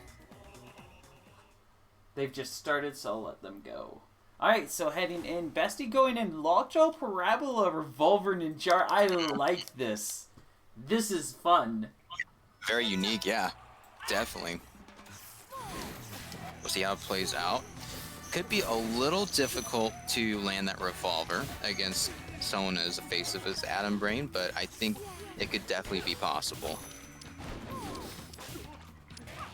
Right now, though, Adam getting started with his ice chain, setting up the pace, almost putting Bestie in half health. Building up rush. Already got rush in tow. Bestie had a good opportunity with that shock, but too far away to really follow up with anything. Gonna get a second one to follow up with that second revolver hit. Staying nice to evasive, but Adam picking out their snipes nice and well. Fast rush over on Bestie's side. Definitely a strong, big strength for Bestie is just how fast that rush will pop out, despite the sort of restrictions you might have in really aiming it. But Adam gonna get that first win pretty securely. Very nicely done. We are going to be diving into this next one. Bestie starting off, getting that advantage, getting some good pressure. Nice movement, but that rush is going to come in quickly. Sets Adam with a little bit more ground, and another ice chain coming in as Bestie doing his best to box it. Good choice to just bring out the shield. Say that he was expecting another punch to come in. Now comes his rush, but it's going to be a hard whiff. Yes. It'd be very hard to land that rush, certainly at that distance, especially against a twin tail player. Be able to slow down those arms. Could be pretty rough to just land that in sort of the neutral. Adam getting those snipes in. Had that rush for good security, but got those extra pot shots in at the very end. Didn't really need it that much. He's gonna move on 1-0 here in the set. Indeed. Bestie diving right back in is raring and ready to go. And Adam will be responding quickly, setting up. First time we've seen Sky Arena, quite a long time. Probably go either way for these two. I figure it might be, if Bestie gets Adam into the little gutter over there, it could be a little bit easier for them to get something started, some sort of momentum with that set. But right now, Adam absolutely is a really great player, such a great player for creating that pressure to push people back, and so that might be pretty difficult. Bestie trying hard to find those opportunities, some sort of grab or something to kind of push Adam away, but yeah, Adam, really great micro movement, not really wasting too much time and sort of picking the right spots to really get a great lead here. One round away from potentially moving on. Bestie will be sticking with the parabola, sticking with the revolver, looking to try to make something work here, but Adam has just constantly been on top with his pressure, making good calls. A nice rush and response. Bestie taking away Adams and is going to be able to set up with a 50% health lead here. Yeah, for sure. Bestie warming up to Adam's pressure a little bit. Gonna be teleporting pretty well.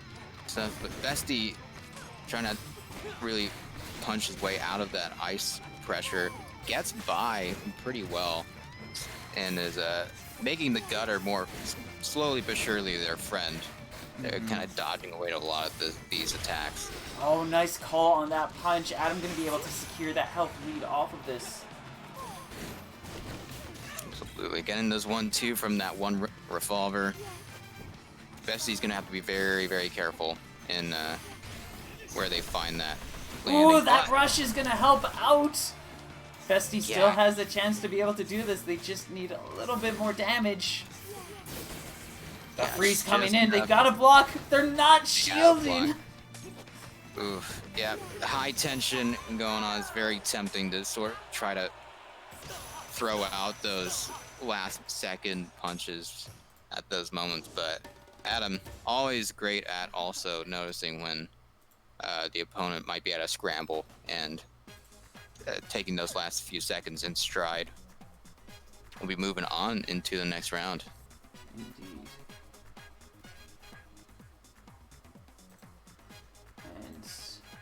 And as I'm trying to set things up, I think I've got us ready for another match. As two players are currently duking it out. Have they? They're not even started yet. Unless they've done all of their exchanges and setups peacefully without communication. But that one looks like it's just kind of waiting. Right. There we go. We got that one fixed up. Alright, so NOP will be moving on to face off against Uran. We could try streaming that, but I feel like if I can catch something else, I'd like to. Hard to take that. Glass is in the lead against Pika Trev. Serp and Twin currently tied up 1-1 so far, as expected. Indeed. You're out of the tourney? No! I wanted to stream you, Tutorupa! Dang. Tutor losing to Gilly. Not bad, though. I'm sure that was a great match. It would have been a very exciting match to see. But, alas, B.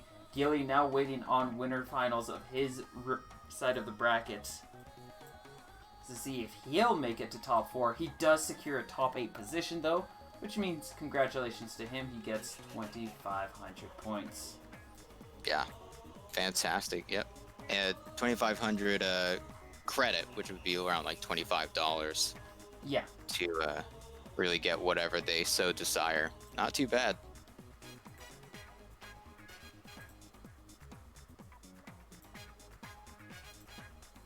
Let's see. Next.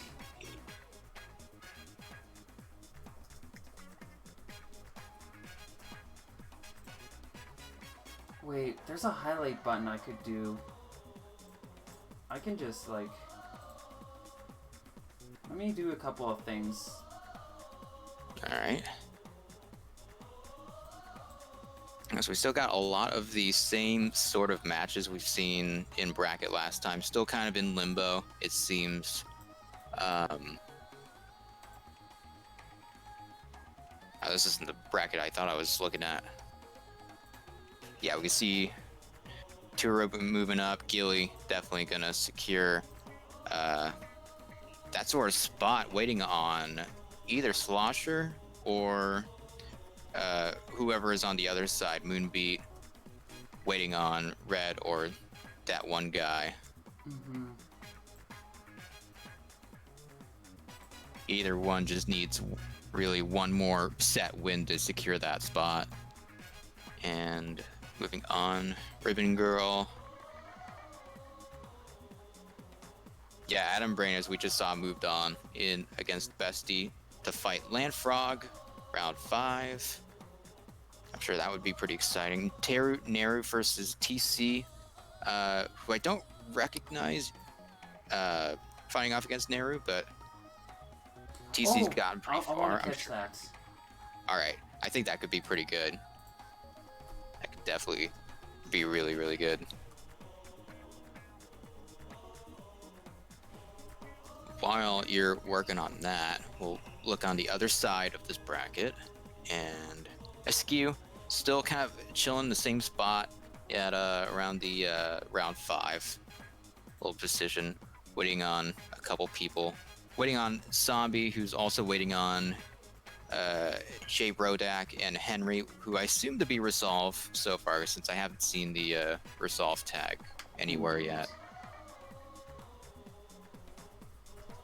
So that's what's going on that side of the Ribbon Girl bracket. Let's see. Piper getting pretty far in as well in round 5, waiting on either Siam or Pesachuro. Here.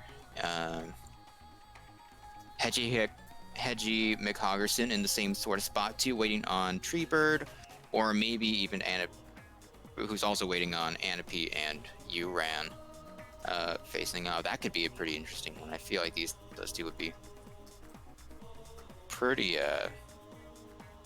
even in skill level, I feel. But Results saying missed check-ins. That is a big F in chat. Oh man. Yeah. Yeah, that is a big F, to be sure.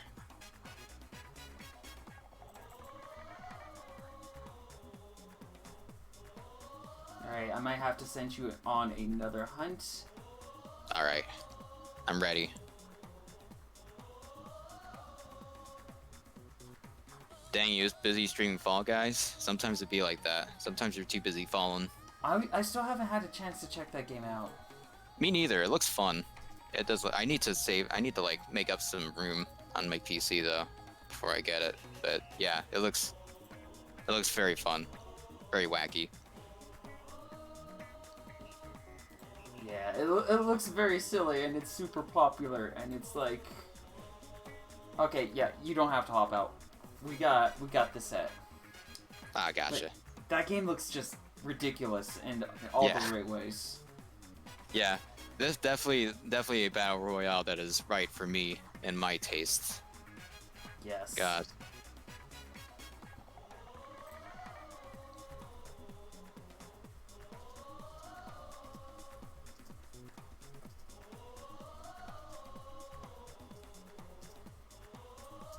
Yeah, I heard about that with the servers. It's interesting. Is it an early access? I don't think it's no. It released. It just came out of an official release, but it's like released. They're still trying to fix things up because that game is much bigger than it was anticipated to be. Yeah. Oh, sure. Yeah, it was by Devolver. They're used to making like indie games and stuff. So yeah, that's totally understandable. Okay. So we got Neru versus Taco Cat up in the spot here. Min Min versus Coil. Definitely Min Min is someone who's got one of the better chances against Coil for sure. Got great sort of opportunities and movement to fight against what Coil has to offer. I think Neru could potentially do very well. Taco Cat though, picking up a pretty good fight too, just throwing out arms left and right. Parang throwing whichever direction, but Neru's not having it. Gonna stick real close with that huge toaster on deck with Rush for that extra security. No reason for him to really back out. Doesn't really need to, as Neru is going to be able to secure that knockout with that charged toaster, getting some serious damage. And he's going to be able to get it charged up right away again. Taco going to respond, trying to go in with a double roaster to keep up his boxing speed.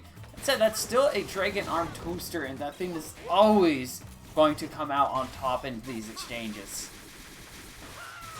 Nice catch, nice rush attempt, but Neru going to be able to punish it out.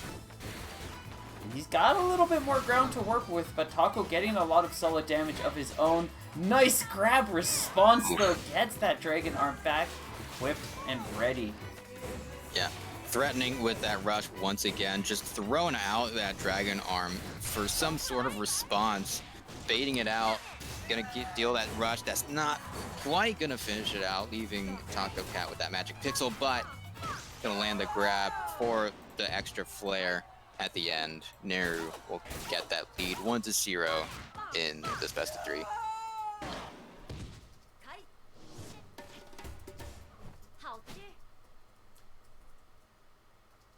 Oh, true. Neru usually plays usually plays Mechanica. That is true. And he's even got the Mechanica badge. He's playing the mind games with his opponents. He's gonna bait it out at any moment. It's just. Whichever one. It could just be his secondary that he's using against people who he hasn't fought against before. Could be a possibility, but yeah, I think definitely mind games is a part of it too. Taco Cat going, and this is a classic loadout setup. Tribal Boomerang. It's very well known on a lot of Screammen and can lead into a lot of good confirms and combos. But so far, it looks like Neru is the one staying out on top with these solid Poster and Thunderbird connections. Big strength with this set in particular, especially against with characters like Lollipop. You have so many aerial approaches to throw that tribal up when it's charged to really threaten that stun at all angles.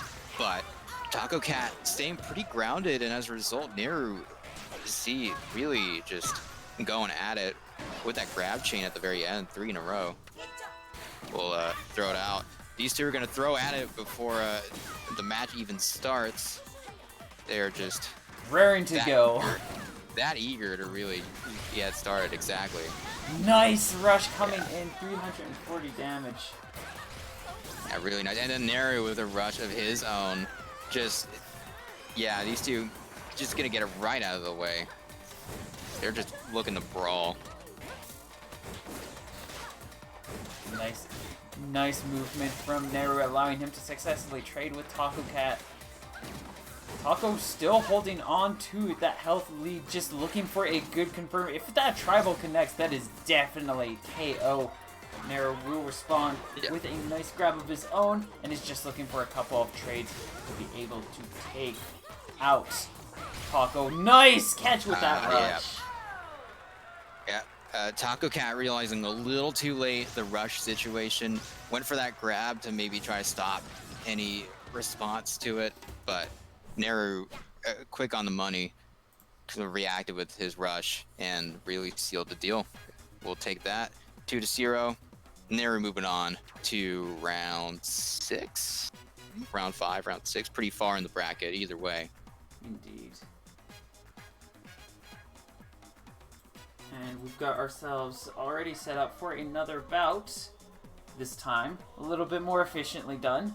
We've got Moonbeat will be facing off against Red. Moonbeat versus Red. Okay. RED. All right. Interesting to see who these are. Definitely new faces of both of them. I wonder if it's Could be Red Agna. I know he plays every once in a while in ARMS. I know he's kind of active in, tiny bit active with a couple of some ARMS people they follow. So it could be him. It could just be someone else. Red's a pretty common tag for I can think of a few different Reds. So Yeah. So I mean, it could be either one. I'll need you to hop out. I sent you the friend code to get them in. Ooh, okay, gotcha. All right. And I will just need to get Taco to hop out. Ah, there we go. All right. Code. That would be. All right. Moonbeat. Getting there. We've got Lab and Raging Mew. Whoever takes that will face off against Jelly Pop, which I could probably set up to be the next stream. I'm down for that.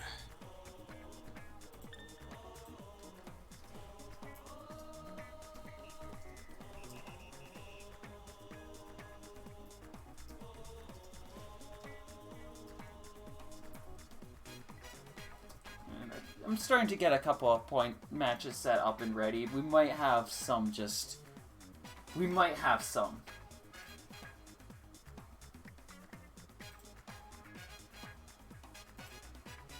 Okay, so we've got Pied Piper and we've got Jelly Pop waiting in the wings for theirs, which will help out. Jelly Pop has his finals match ready to, or he'll be holding out on that one when it comes. We don't know when that's going to be the case. Mm-hmm. Let's see.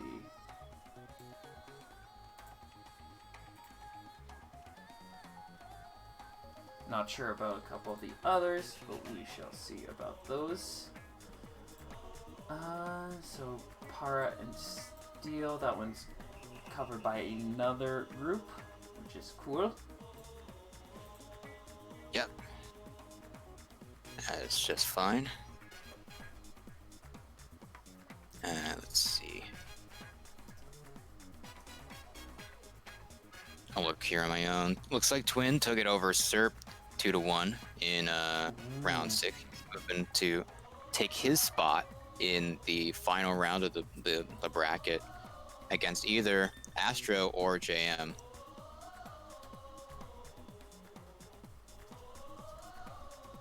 That could be very spicy either way. Indeed.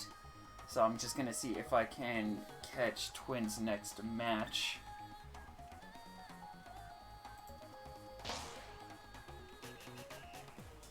Because we are starting to get to the final stage in a lot of these. Right. Yeah, that's very true. Right now, the bracket we're on right now with Moon and Red, I think, is the one that's kind of the furthest back, but even that is pretty close to being done. This one is already in round 5. One of these is gonna, the winner of this is gonna go up against Slosh at round 6. So we'll see how that turns out. Which would be another very exciting bout. Right. Yeah, absolutely. God, got some nice coverage of arms here. Moonbeat going in Hydra Chilla. And I think Red is going double Coolerang for this. That could be really risky, but extremely rewarding if Red knows what they are doing with this loadout. Mm-hmm. Especially against Twin as well, for sure. Twin very, very oriented towards sort of blocking during Aura to really protect herself. Coolerang not the safest on block, so yeah, definitely pretty risky, but I could see it being pretty rewarding. Also very oppressive, which is something you kind of want to do against Twin, is just not give her those opportunities. But yeah, right now, Red kind of staying defensive, giving Moon a lot of leverage to do what they need to. Gonna land that rush there, almost putting Red in the red, actually. Indeed. But these Coolerangs are starting to do some good arm chip damage quickly. Disarms Moonbeat. We do see a light punish. Beyond that, though, Red really hasn't been able to capitalize on too much, as Moon, like you said before, kind of just knows what they're doing. and is just Right. punishing a lot of these plays with some patient play. A good block goes into the punch. And while giant girthy Coolerains are really scary, if you're playing patiently like we see Moon going in here, just so much damage and so much control. 20 seconds left on the clock and Moon has another rush. I question if they'll even want to use it. They are going to choose to just to confirm that KO. Yeah. Definitely can't blame that decision at all. It's got a lot of control here, and that first round for sure Moon will take that. We'll see if Red switches things up or if he's gonna stick with what they've got on with that set there. All right, looks like they're gonna stick with it. Again, this could really work. You can see that Red was baiting out a lot more, really going more for sort of bait heavy playstyle. But again, Moon kind of realizing by now the aura is very important for creating the opening with this set. I think it's still going to be in Moon's advantage so far. Indeed. And a little bit started here though. Ooh, yeah, that rush will do it. Interesting thing about Hydra, Hydra rush is kind of hard to aim, although if someone gets grazed by it, you saw just there, they get stunned for so long. Even something like Glove Rush, kind of building up towards where they're at, it's going to be... It will be able to connect and line up, yeah. Absolutely going to catch up, which we just saw there.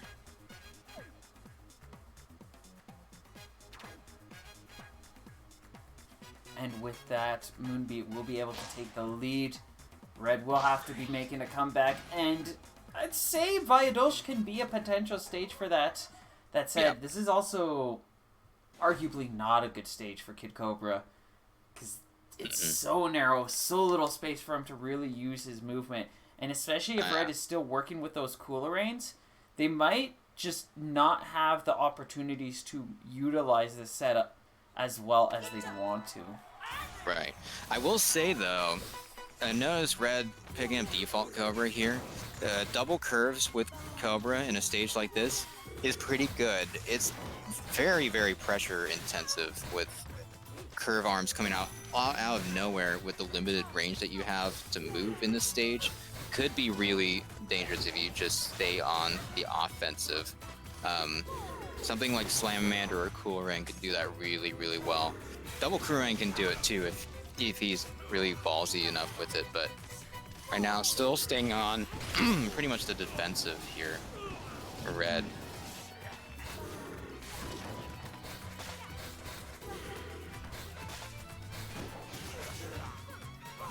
And we see here Red doing a bit of a better job of just at the very least grazing Moon's arms here, making it a little more dangerous for Moon to keep blocking attacks. Yeah. And seeing a little bit better than definitely what was seen at like Sky Arena, where Red didn't have a lot of play time to root, a lot of space to move on top of giving Moon a lot of movement on that little tile as well. Red staying very cautious, but Moon, great bait. Red's gonna have to just deal with the chip damage, and Moon getting a very clear opportunity for that Chilla. Nice catch there, and that is going to set Moon up with advantage, looking for one more win to be able to advance further. I do also want to just apologize at this moment. Now, with how things are right now, it is literally me scrambling to try to find the next match, and it's making it really hard for me to focus on these bouts as well. My apologies on that. No, it is definitely all good for sure. Moonbeat gonna go. He had to capitalize with that rush on the Cobra's quick slides up close, which is really, really good awareness on Moon's side. Red, of course, trying to build rush as fast as they can, but Moon recognizing that with a grab, not letting him have it. Red, as soon as he's able to, gonna land that rush for 370 whopping damage, putting Moon far back for Red to sort of collect their thoughts. and see how they want to sort of approach the game. Staying very cautious, great timing with those shots there, but Moon, just like Red did, gonna use that rush as soon as possible. Sets Red into critical, just looking for a little bit more damage to take Red out. A single hit will be it. You can see Red just determined, fighting for his life. He is patiently waiting out in shield, just looking for the right moment to go in for these punches now. Has gone into a very stationary playstyle because anytime he started moving too much, Moon was on top of it. And as a result, we are going to see Moon taking Red down. And we'll be advancing and awaiting their next foe. Yeah, really good adaptation by Red, but still not quite staying as offensive as he needed to. Moonbeat be moving on. With that, it looks like one of the brackets are going to be covered by another streamer who has come in, so we will not worry about that one. Nice. Moonbeat will be advancing to face off against Slosh, which we can try to take a shot at. Beyond that, we've got Big Hog and Tapioca. John Mark, Serpent Twin are still in theirs. And then this one over here would be our last option with Adam and Neru currently set up. Lab and Jelly Pop, which means that if Jelly Pop wants to have that one be streamed, we could get that one going right now. Yeah, that could be definitely something. I'd be down for it. Meanwhile, over at the Minmin bracket, currently have Pescachurro and Piper down and waiting, probably in the middle of their match right now, if I were to guess. Hedgie McHoggerson taking a lead 1-0 over Uran so far, in the middle of their game as well. And on the other side of this, Steelhead coming over. Currently fighting Para still, at least from what we can see in the Balfi page here. There we go. And then let's see, Ribbon Girl.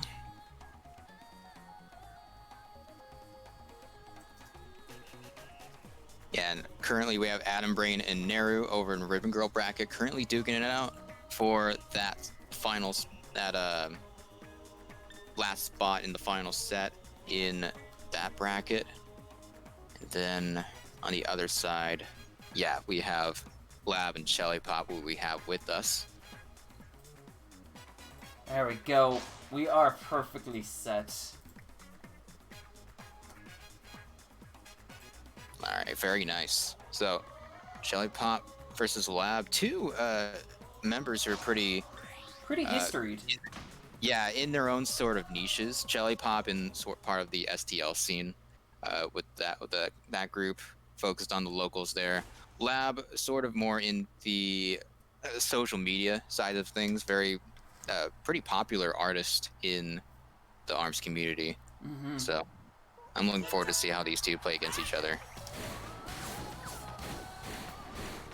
Here, Lab gonna start off with double chakrams. Pretty nice set, all things considered, probably against a Helix player, trying to sort of use those curve arms to swipe that tower mode. It's gonna be kind of hard though with that size girth. Sometimes small rams can kind of slip by people, even if they're kind of just standing still. That could be a bit of an issue, but Lab most likely focusing on that sort of high octane movement with that EMP burst to get an advantage on that front. Meanwhile, Jelly Pop just gonna stay back for the most part, gonna kind of go in for that rush, not quite find his mark, but otherwise he's gonna stay on mostly on the defensive with tower mode and sort of try to bait some sort of reaction on Lab's side of things. Ooh, Lab getting that space is going to utilize it to get the EMP. We are seeing some good tempo coming in now, as that speed is allowing him to move significantly faster. Jelly Pop with a nice catch and grab to push him back to get another EMP. He is utilizing Jelly Pop staying in tower mode very efficiently, but unfortunately for him, just cannot find his way in. As Jelly just pummeling him down. Almost has Rush ready. We do have Lab starting off this round with a bit of a Rush advantage. Have to see how he's going to be able to utilize it. Right. Lab right now seems to be trying to set up EMP, but... Oh, just too far away. Yeah, too far away. Jelly Pop also kind of falling down a little bit as well. I think kind of helped Jelly as well. He kind of narrowly knock out of that. Indeed. Right now, Jelly staying cool and collected, chilling in tower mode. Gonna be able to punish that landing pretty easily, 220. As he tries to build up for another rush, of course. But Lab, definitely not having it. Gonna stay up close. Make sure he doesn't get a chance to at least go for another rush in this round. Lots of grab chains here. Nice exchanges. Good plays going in. Jelly Pop dodging through both of those chakrams. Lab desperately trying to set something up, but Jelly Pop constantly beating him out. This is going to be a very confident rush, but Jelly Pop getting just barely slipping by the threads there. And will be able to get a huge advantage as a result. Lab trying to find his way in. Look at this dance. Look at this movement. Is it enough? Just like a boxing anime, you see him weaving in and out, and that stun grab will do just enough. Lab making the comeback in this first game, tying things up, adapting well. We'll see what things look like in this third round. Tripod movement a little bit closer, but still kind of staying on that defensive, kind of moving more of a threatening for that rush, building pressure on his side. But Lab staying way more on the offensive this time around than we've seen a little bit earlier. Good bait there.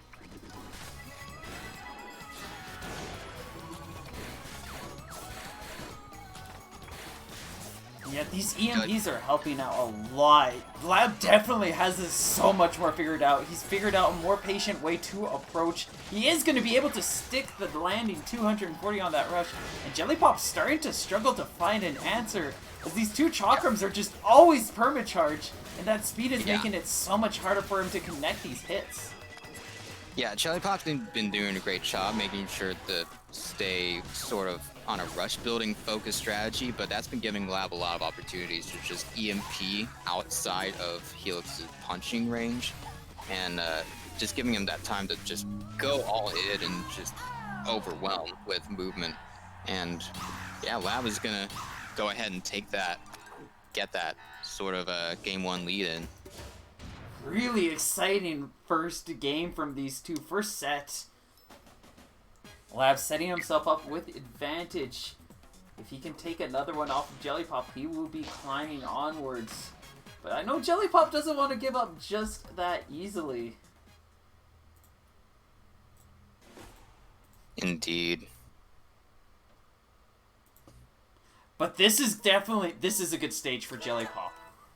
Yeah. Because now Lab does not have that space to be able to get that EMP. This is a good close range stage. If there was a counter pick, Jelly Pop would have picked here.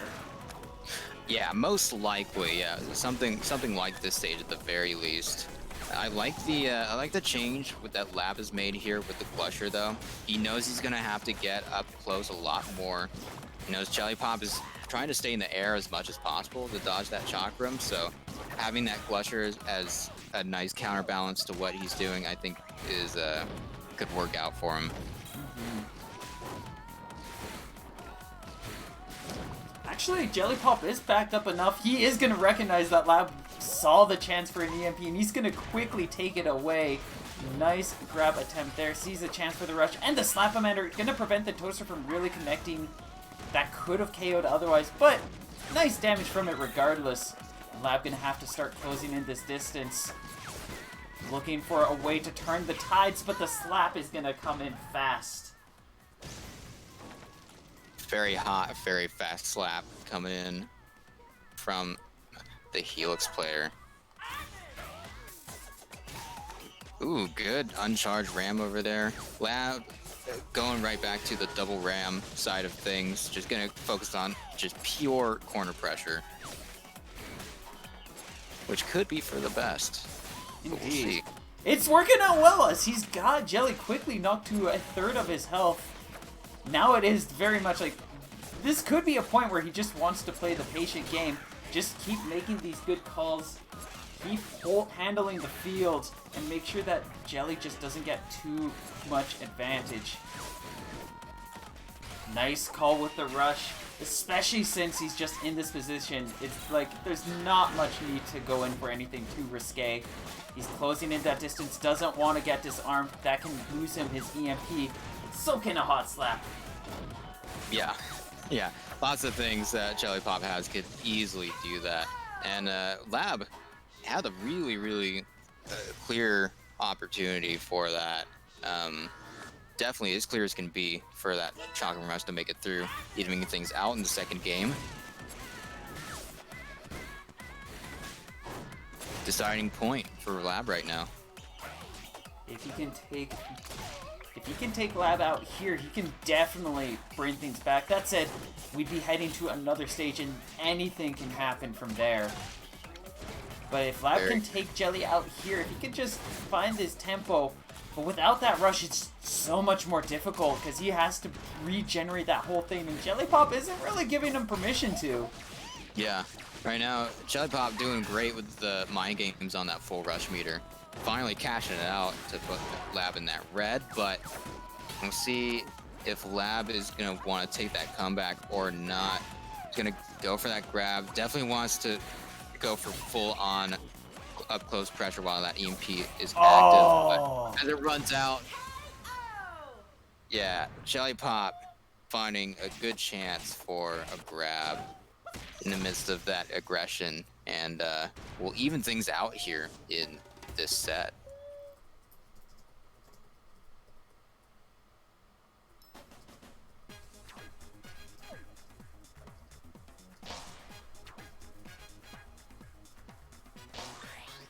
With that Jelly Pop. Oh, this is a Lab stage once again. There you go.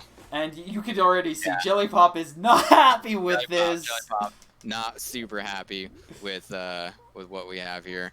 Lab definitely probably a little more happy with this stage, certainly. Pillars and room to spare. You're gonna have EMP for days. And yeah, we can see Lab is gonna just get started with that pressure, of course. Already putting Jelly Pop in the half health area.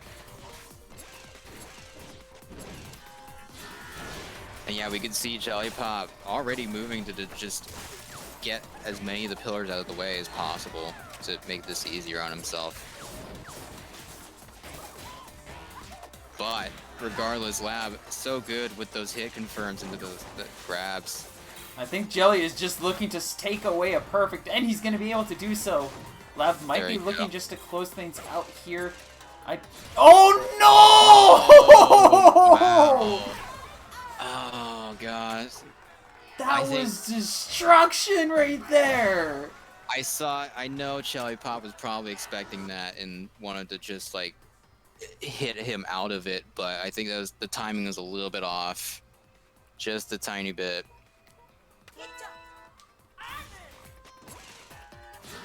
Jelly Pop making a good call there, just playing patiently, trying to get close so he can start pressuring.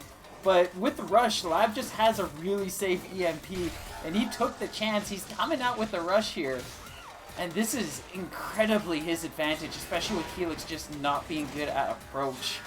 Lab has the lead. He doesn't want to approach. He has no need to. So Jelly Pop has to try to find a way in. I think Lab's just generating rush, trying to pressure a way to be able to get Jelly even more damage. Mm-hmm. Yeah, absolutely. He's trying to build rush and also try to get those, try to plant those explosions with the Tri-Blast, most likely, against that deflect. Give himself some of that room to breathe. And, yeah, we can see here, moving in with that rush. He just needs one good opportunity. Just like that, that's probably going to do it. That will do it, but now he's got to contend. Once again, this is another Lab has rush ready. Jelly Pop does not. Right. Very, very true. So gonna want to make sure Lab does not get that EMP, but he's gonna get it anyway though, as he goes in, rush secured, chakrams flying out, waiting for some sort of hit confirm. Such good movement from Jelly Pop, but unfortunately it is not enough to stop that 280 damage in the rush. Ooh. Excellent dodge though! Yeah, that was slick. That was very slick on Jelly Pop's side. Fighting hard to get out of this wall, but Lab covering every side really well. Making sure that he really has nowhere to go. And with Lab almost ready with a rush, I think this is it. He does get that one final confirm, and Lab will be advancing deeper into the bracket to face off against Askew. Very excellent games from both players. Yeah, really, really, really strong pressure from Lab at the end, putting him in that corner like that. Sealing the deal. I love that little dodge that we saw out of him. It just didn't work out, but it was a beautiful one. Yeah, there's not a lot that Helix can do against sort of huge double chakrams in that corner like that, but yeah, Jelly Pop did an excellent job with the evasion that he could there. Indeed. He got one stage he needed, but then he missed out on the other stage he needed. And it was just like, it was that first game that really set the tempo, and then Variance just ruined his Christmas. Yeah, for anyone who may not be aware, the stage selection is random, so they don't really have a choice of what stage to go with, so it's kind of up to chance. Yeah, definitely, probably not a stage Jelly Pop would have picked, but he did a great job sort of fighting off against that, and Lab really doing well to use it for his advantage too.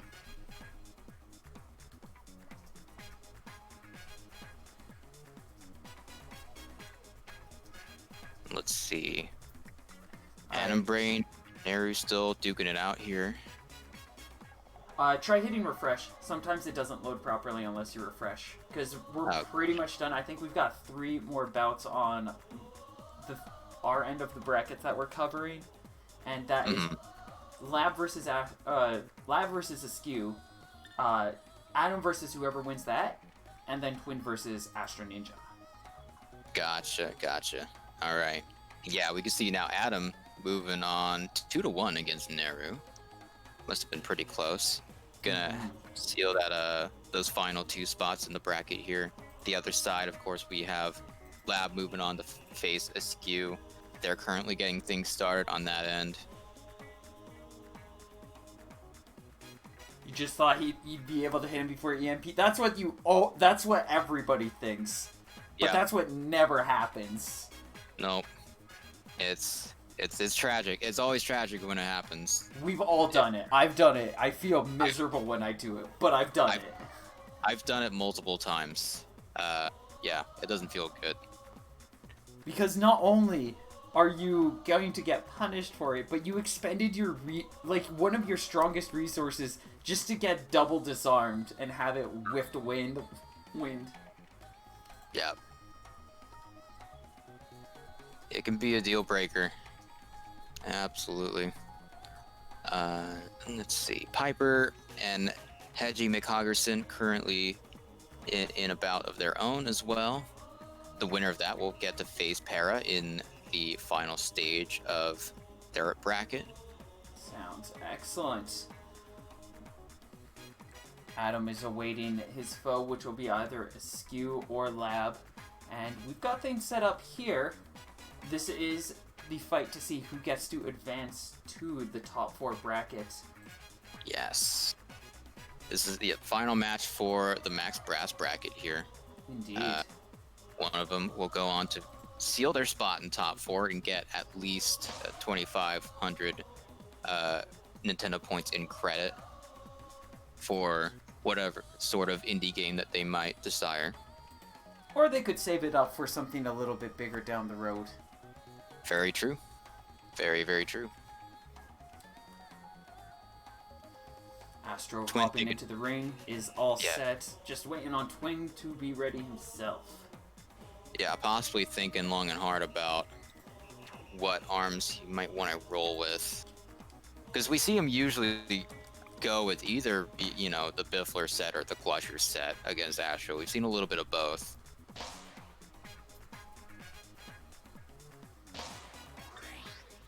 But we shall see. How is this the first time we're seeing Mausoleum? I don't know. I guess because it's random, right? It is random. It probably happens way less often than, you know, people going for it, since it is kind of a popular stage. Since they usually get to pick their own stages. But yeah, pretty interesting. Anyhow, yeah, definitely not. Probably not the best stage for Twin here. Astro will probably seem to be pretty comfortable in this environment. Yeah, he gets all the movement, regardless of whether or not that center platform is broken open. Twin has to respect it and be conscious of what he's doing and where he's going. Both players going in with the double toaster, looking for just that good old boxing speed, tempo, and pressure. Yeah.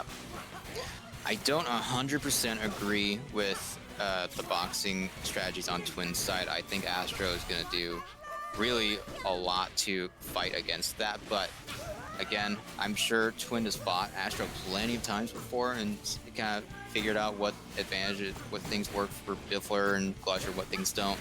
So I'll definitely respect the decision there. So far, he is holding a fraction of a lead against Astro because of that rush exchange. But Astro going to be able to find that little bit of trade, bring himself back in control.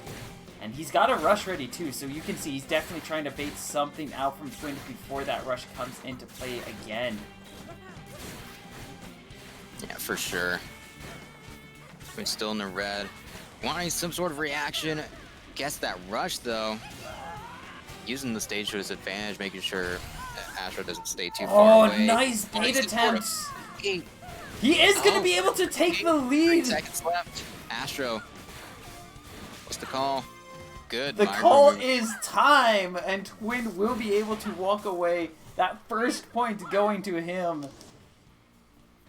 Really, really clutch stuff at the end. Alright. Both players still sticking with the double toasters.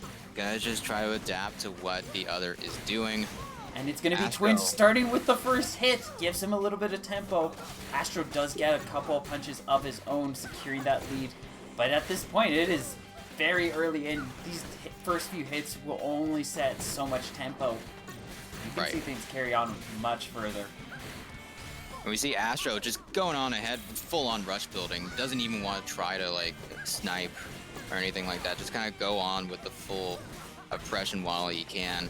He doesn't want to try to go with any of those interactions with Twin up close to allow for any shenanigans that he might try to land out, like right here.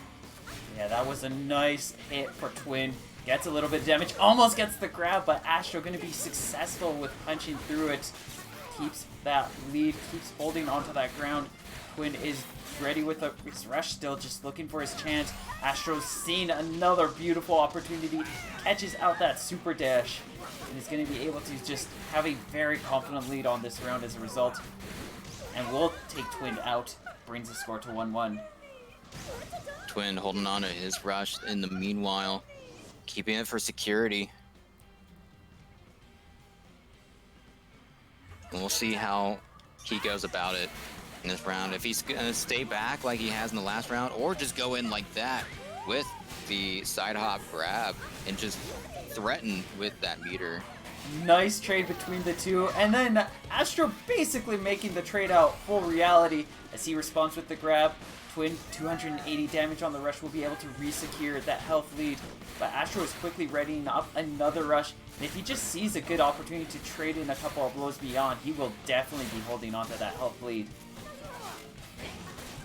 Astro doing well, boxing Twin out while he's on his back against the wall. Threatening with that rush meter too, because he knows any movement is going to do it, but just narrowly misses Twin, just narrowly dodging out of the way. Astro will get that arm graze though into that hit, and the grab is going to be just enough for him to seal that lead in so far. Really, really close. Very frantic game here at the start.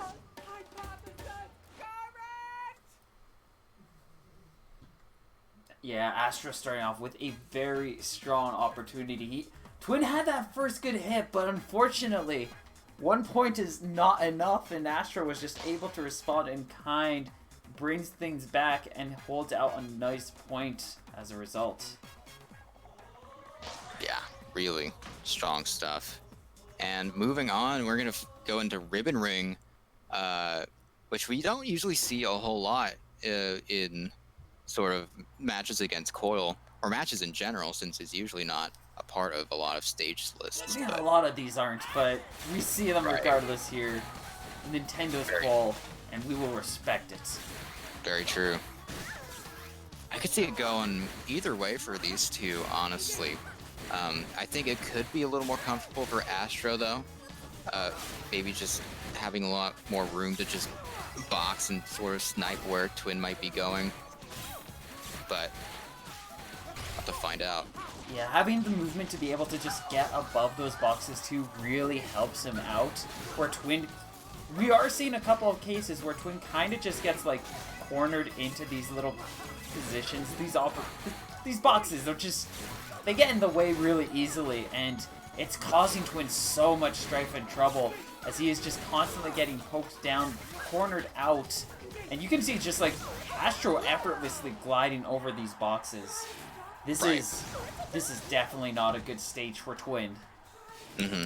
Yeah, Twin's bouncing absolutely is just not doing too well. Twin are gonna go with the tried and true here, Biffler and Ice Dragon. I think he's just gonna try to just not bother with the crates as much, go on the farther end and just sort of stay on that safe side. Try to go for the counter rush, but yeah, Astro too far in with the boxing rush to really for Twin to have enough time to get that Biffler in. Another big detriment there too is the fact that when uncharged, Biffler is 3 projectiles, but otherwise, if it's charged, if it's rushed like in that exchange, it is only a single shot. If it stayed as those 3 separate shots, that would have definitely connected, and Twin would have some control in this matchup. But because of the fact he doesn't, and he's lost so much ground because of that, Astro now can very comfortably and safely just wait things out. He's just looking for safe pokes and just staying out of range of everything Twin is throwing out. Yeah, there's really no reason for Astro to commit at this point. 42 seconds left. There's a tall plate for Twin to try to catch up. So Astro just staying back and just throwing whatever punches he pleases at kind of whatever spot the Twin is. Bound to get a hit in. And that will pretty much seal it for Astro as he secures his spot in the top 4 of this Arms Open. Very well earned, very well played from both players. Excellent work on Twin's part, but unfortunately just not enough to keep up with Astro, who will now be waiting in that top 4 alongside some of these other players. That's the first one we're seeing on this stream, and we're going to be seeing our second one too, with the other 2 already being determined. So I think this is the last one. All right. Askew will be facing off against Atom Brain. Ooh. I'm looking forward to that one. And yeah, so far we got Astro in there, of course. Para still in the in one of the 2 spots for that his own bracket as well, waiting on either Piper or Hedgie McHoggerson. One of those 3 will catch the 2nd spot as well. Going to the girl bracket. Yeah, we have Atom Brain and Askew, which is the other one. Will be catching one of those 2. Will be catching one of those spots as well. And finally, I know Gilly and Slosh want to roll off on their own, so yes, that one. I'm seeing here right now. Slosh has won against Gilly Boat, so Slosh has gotten his spot in the top 4. Very nice. So yeah, so far we have Astro and Slosh as our confirmed players here so far. Those are already 2 pretty exciting players. Slosh has been leveling up immeasurably. Yeah, Yeah, I could see that. He's definitely got some pretty notable wins. You know, against Gillyboat, of course. You know, Moonbeat and MMB, which were definitely no slouchers either. Doing really well in this sort of bracket, as I'm seeing here. Winning against Cookies as well. How dare. I know. Cookies should win every tournament. Just saying. No heart at all. Alright, and let's get things rolling. Adam Brain and Askew, this will be our final match for this bracket on this stream. Twintel stepping in against Minmin. Ice versus Fire. Absolutely. Min versus Twin, as we probably most likely expected from the two of them. See how it goes. These two fight pretty often, both in sort of the invitationals and the Scrapstar, so we're going to see some pretty involved plays right off the bat. I know generally in these exchanges overall, Askew is advantaged against Adam, has usually had better results and fared better. But Adam has a lot of tricks underneath his sleeve, and when he is going in with the ice arms, it can be a very tricky thing for anyone to come across. Something to note here as well, Askew is one of the few players in the competitive scene, especially at the top echelon, who utilizes motion controls along with Slosher. So if we do get Askew and Slosh making it, that was a rush! Wow, yeah, certainly that was something. Definitely something. Yeah, definitely must have caught Askew off guard from what we saw. Yeah, I do not think Askew was ready for that Coolerang to come in and blindside him like that. And Adam's starting off with the lead as a result, just looking to outpace, to overwhelm Askew. As I was saying before though, if Askew is able to take Adam out, we would have an even 50-50 split of motion control or controller styles. But he's got to take down Adam, who currently has a lot of control in this matchup, with Askew at a third of his health. Adam finally getting hit by something, and that something being that grab. And again, called out on that bait. Yeah, like we mentioned before, Adam very good at recognizing sort of the opponent's mental state of where they're at, what they're trying to do, how focused they are, and being aggressive defensive. Most likely knew Askew was going to just keep going up at close and just spend his resources, and it paid off really well.